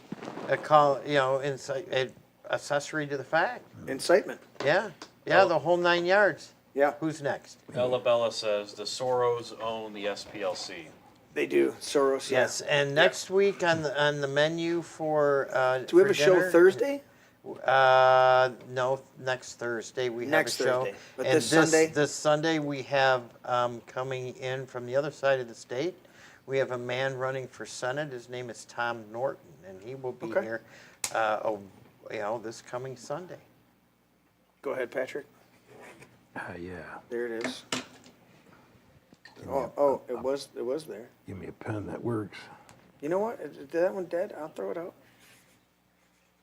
There you go. Good old-fashioned Sharpie works. Patrick Acton. There it is. To kind of bounce off of what you were talking about, yes, it's nice that they're indicting some of these clowns. However, is anything really ever going to come of it? I mean, from what I've seen so far, it's a slow drip. Yeah, I don't want to get my hopes up. That dries out before it hits the ground. I'm appalled. The Democrats came after the Republicans with a vengeance, and we thought we would get a little bit of, return here. And we sure as hell spent my time campaigning for these clowns, and nothing at all. Right. It's a normal, same damn thing I see constantly. The Republicans are a bunch of do-nothing fucks. They don't do a thing. Okay, and the Democrats, I'll give them credit because they make it happen. Yeah, they fucked this country up royal. Yeah, may not be what I want, but they sure as hell make it happen.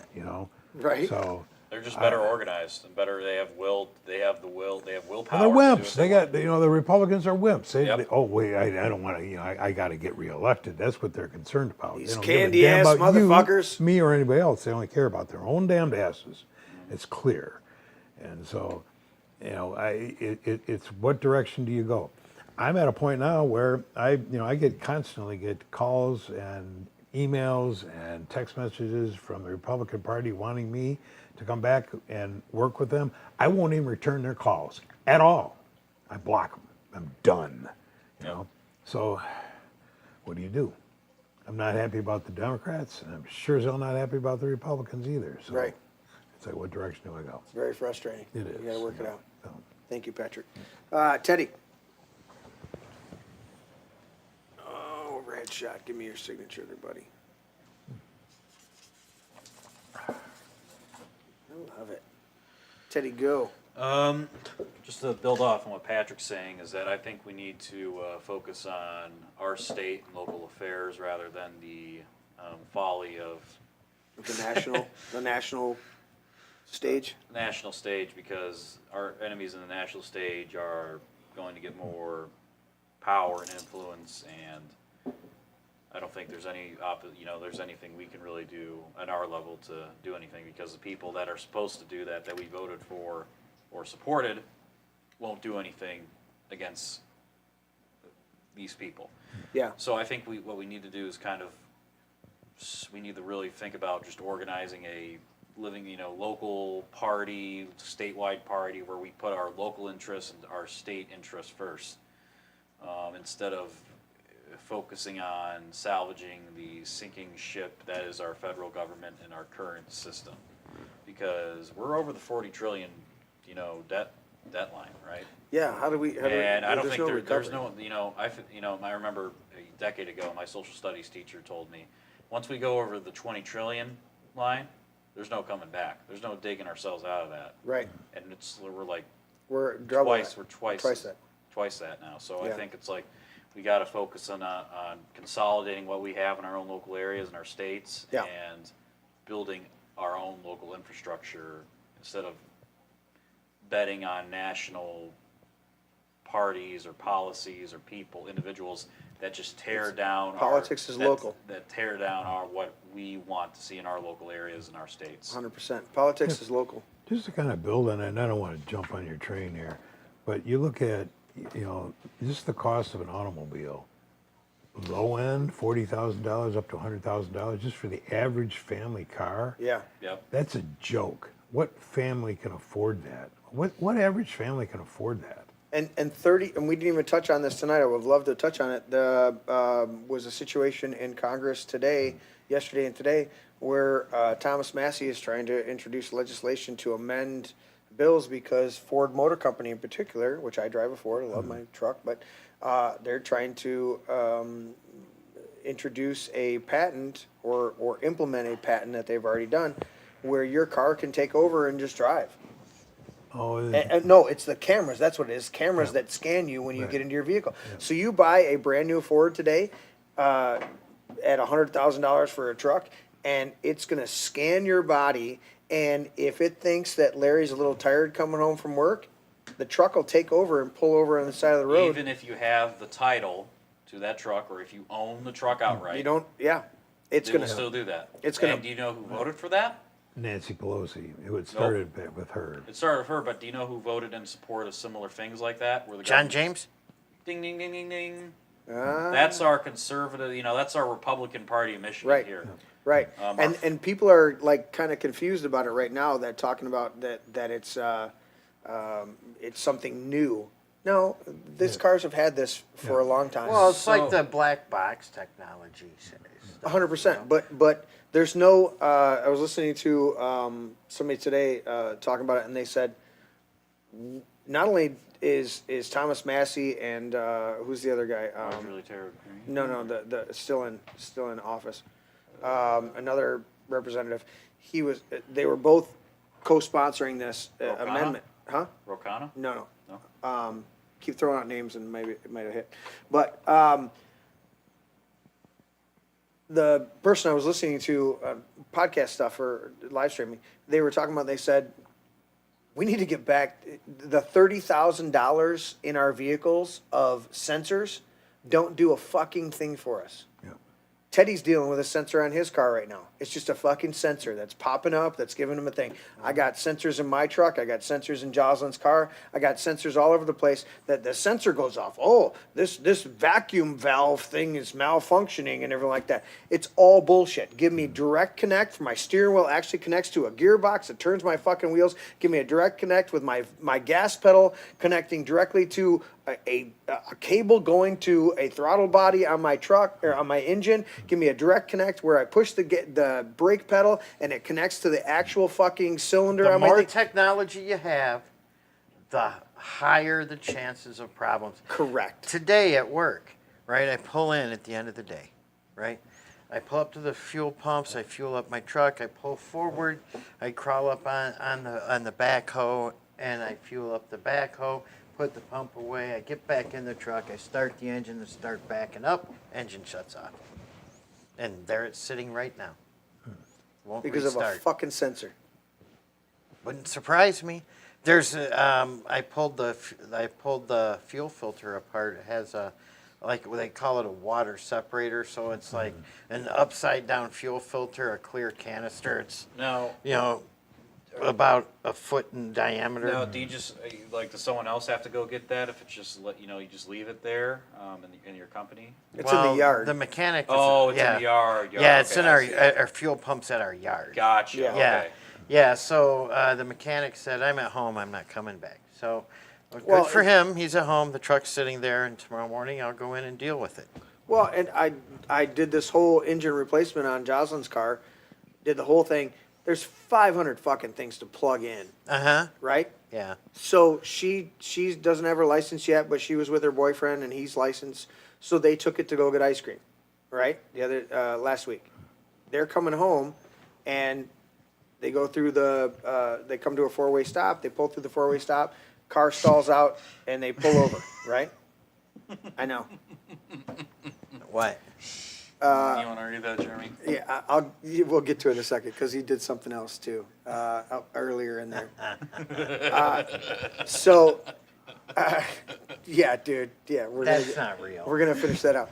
But I get over there, right, and I'm over there. John's over there. The kids are over there, right, and the car just won't start. We're turning over. The battery's starting to die because we're turning over so much. It won't start. Okay, we finally have it towed here. I get it towed here. I come out the next morning. I plug in the OBD. I put the battery charger on it. I do all this shit, right? Finally, the OBD tells me it's this sensor. I get underneath the car, and in 10 seconds, once I'm down underneath the car, I see that there's a loose plug-in on the cam sensor, on the crank sensor. Pull it out, whack it against a piece of metal underneath there to make sure it's cleaned out. Plug it back in. Crawl it from underneath the car, get in it, turn the ignition, starts right up. It was a fucking sensor. It had nothing to do with the mechanics of the vehicle, but it stranded my kids on the side of the road, and it was a fucking sensor that came unplugged. The computer didn't know enough to go, no big deal, we're running fine. I'll throw a computer alert, you got to fix this shit. No, we had to, luckily, John had towing. It got towed here. Otherwise, it would have been, what, $150, $200 to have it towed here for a fucking sensor to come unplugged because I replaced the motor and the electronics of the car are still learning the motor, okay? This is the type of bullshit that we're dealing with. They haven't made any improvements to the internal combustion engine in 100 fucking years, but they've added 500,000 sensors, okay? With all these sensors on our vehicles, we should be getting 100 miles to the gallon. And we're not. My truck gets 15, 16 miles to the gallon with an aluminum fucking body and a tiny ass motor. And we should be getting great gas, phenomenal gas mileage. With all the electronics on it, they didn't improve a fucking things. But you know what? If I'm driving down the road and I look like I'm a little tired and my computer and my truck scans me, it might say, "You look tired, pulling over." That's the shit that's going on. It's going to take over your vehicle. Or they'll call the cops, and if it thinks you're drunk or you're overly stressed or tired or whatever, it won't start. And this gal wrote an article and she said, what about if you're out in the field and you're working and you end up having a chainsaw accident? Right. And you're stressed and it's on your face. And you want to get in your truck and drive to the hospital, but it won't start because you're stressed because you're stressed out. Right. What the fuck? Right. Yep. That's exactly what's going on. Larry wants to get in his pickup truck because he's had a long day driving truck, and it goes, "You look tired." You know what it's going to do? Not going to start for you. It's going to drive up. Not ever going to own a pickup truck like that. It's going to drive up the cost of older vehicles because people are going to want to buy older vehicles and restore them because they don't want to fuck with this bullshit anymore. Anything before what, 75? Yep. Well, 75 is before EMP even. You can survive an EMP. Yeah, we're gonna get to the fucking chats. Yeah. right. But this is another debate for another night because this is legislation that they're working on or they're trying to amend right now. And that's why I got that old beat up Jeep out there that I've been restoring. Where's your F-150? It's at home. I don't want to put it. Why put miles on my F-150 when I can just put I'm them just on saying you already own vehicles that Yeah. could shut down on you. Luckily, my truck already has computer problems, so it's. Yeah, like, I don't know that mine has any of those. Like the cops can't shut mine off. It's not that advanced. It didn't come until What year's your truck? 14? 19. It does have it. Yeah. Well, That's part of the legislation that they're putting through right now. Yeah. Is to authorize what's already been put in your vehicle. Yeah, anything That's over- part of what's going on with the Anything legislation over right now. 2014 has that ability. It has the ability in it. They just haven't activated, but they mandated it. The government mandated it.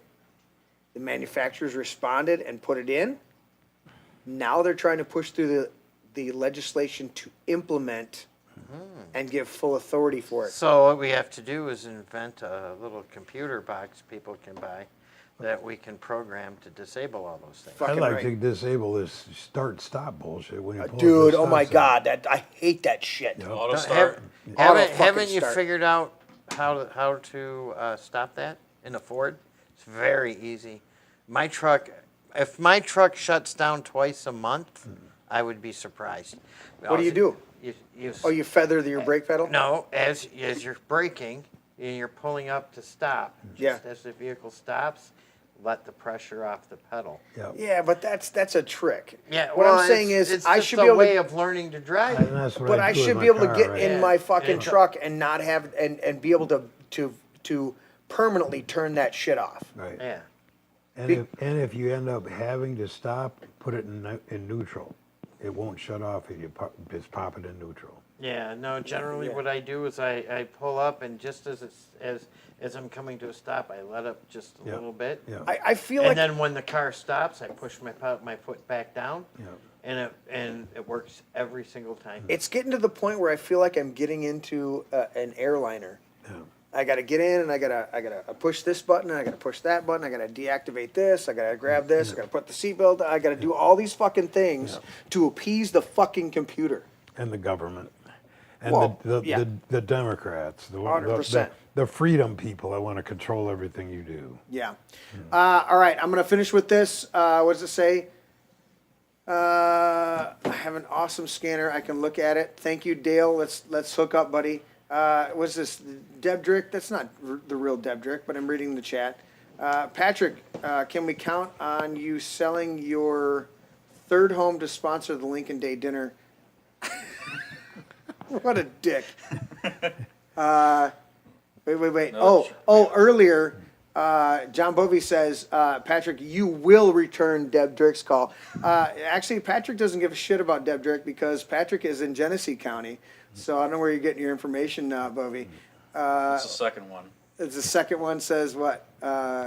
Steve Gronow's chestnuts are on Jay's head right now. These boys. I don't even know what the fuck we're talking about, dude. You guys have so derailed. But thank you for the two $20 super chats from whoever has the username or chat name of Deb Drick. I don't believe you're the Deb Drick. What the fuck, dude? I can't even take it anymore. You guys are fucking with it. Here's my signature on here. I'm kind of mad because Deb's giving us $40. No, the and you're not going to get it until next the year. Livingston Strangler doesn't donate to the show. Yeah, what's up with that? Livingston Strangler? Yeah, Jeff You don't O'Mahon. donate. He had to You pay chime in a lot. He had to pay all his money to lawyer fees. Look at that shit, dude. You fucking asshole. We got Norris, and we're going to get you too, Patrick. Patrick's mine, bitch. Patrick's my man. Thank you guys all for tuning in tonight. 17 of you live in the chat right now, at least on Rumble. I don't know what else is going on Facebook and everything like that. Like, share, and subscribe. Do all that stuff. You guys are fucking awesome. Oh, yeah. Dale says, buy a Studebaker, old tech. Studebakers were cutting edge when they were out. That's why they didn't. That's why they didn't survive. Is the Studebakers were so cutting edge that they didn't. They were so ahead of their time that people couldn't get it. They had headlights that when you turn the wheel, the headlights would turn towards where you were going to the turn. center one. Yeah, it would turn towards your stuff. That was a Tucker, wasn't it? The Studebaker had it too. Studebaker had it. Studebaker had a whole bunch of stuff. I think the Packard had it too. Yeah. Yeah, I think there was a Packard. And they had a whole bunch of stuff going on with all. There was a number of those, like smaller car companies that were very innovative. You know, what was the one? Genius. What was the one? The movie with talking about the intermittent wipers. You know, and it gives you a good view into how the car companies would suppress the small guy, and once the big corporations got so big that they would try to steal their technology or suppress them or ignore them. Yeah, Ford did that. He stole that technology from the guy. The intermittent wiper. Yeah. What was it called? Pure Genius. It was Greg Kinnear was the guy. I want to say it was Greg Kinnear, but it was the movie Pure Genius where he invented the thing, and they tried to look like, well, you just took different, parts and soldered them together, and he's like, yeah, and he represented himself. He ended up winning, destroyed his marriage, did a bunch of things, but he pulls out a book and he says, okay, or he talked about it. He says, A Tale of Two Cities. It's got every word in the dictionary, right? He's like, yeah. He's like, but how those words were put together makes a unique, copyrighted piece of literature. Well, yeah. He's like, so I took 19 things off the shelf, but I put them together in a certain way that created the intermittent wiper, and you stole it from me. And he won. He won the patent rights. Or he won the rights to that. I don't think he collected on it though. I don't know. They probably fought him on it, but he was at least vindicated. Yeah. I want to say it was Pure Genius. What was it? It was called Teddy Pure Genius. That was good. Dale's confirming it was a good movie.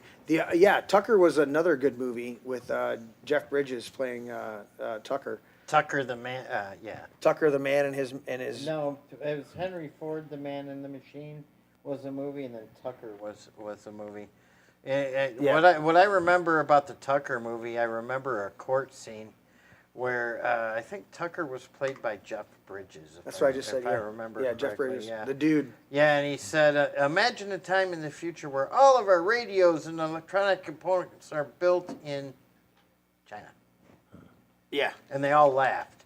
Everybody in the whole jury box laughed. Where are we today? Everything's built in China. Yeah. So, yeah. Pure Genius? Was it Pure Genius? No, it was, damn it. Anyways, Greg Kinnear starred in it, and it was, I guess it wasn't on there. All right, guys, that's all. Look at that. Teddy, read it in your best black face, like you're the former Prime Minister of Canada. Like, you want me to read in a Canadian voice? No, I want you to read it as the former Prime Minister of Canada who liked to do blackface all the time. Voice. I knew y'all cracker asses was talking about me. I tell you what, I got so much money from reparations.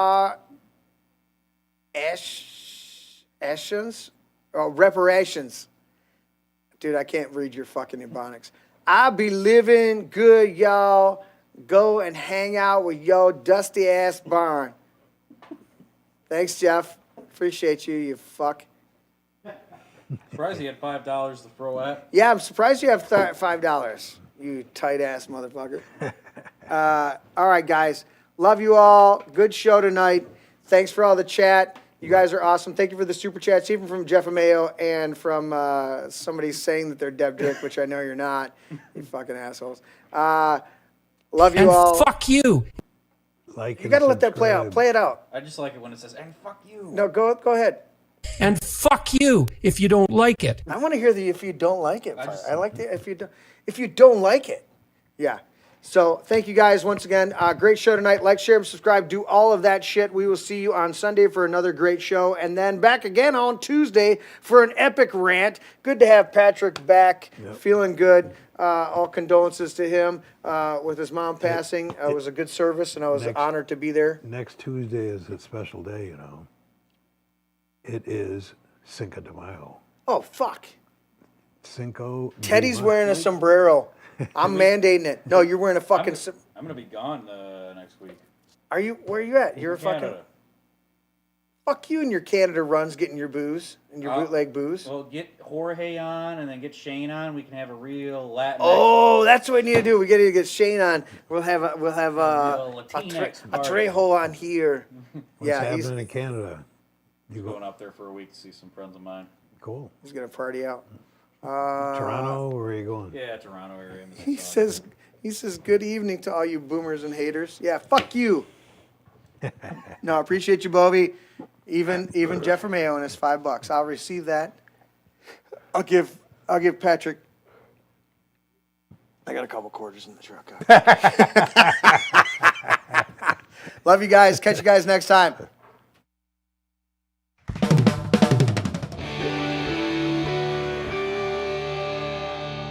This is my brain. Dad, that's an egg. Yeah, that's an egg. Honey, Dude. that's an egg. Seriously. That's an egg. It's a metaphor. It's still an egg. That's an egg. I would challenge you. That's an egg. I know my brain is not actually an egg, okay? It's a metaphor. Metaphor or not, that's not your brain. It's just an egg. Una cerveza para mí. My egg is my brain. Can I at least have some bacon, maybe some sausage with that egg, though? Oh, I want some bacon. I want crepes. Have some bacon and pancakes with that egg. I'll take it with cheese. Extra large brown cage-free eggs.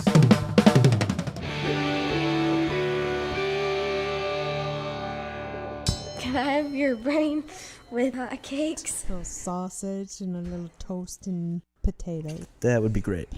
Does it have antibiotics? I don't know, man. I'm not good at this shit. Well, they gotta be able to resist some diseases. You resist the disease. Has it got any hormones? Maybe. It's cage free. Vegetarian? Maybe. Are they vegan? No, I eat steak. Never apologize and never explain. Never apologize. Never apologize and never explain.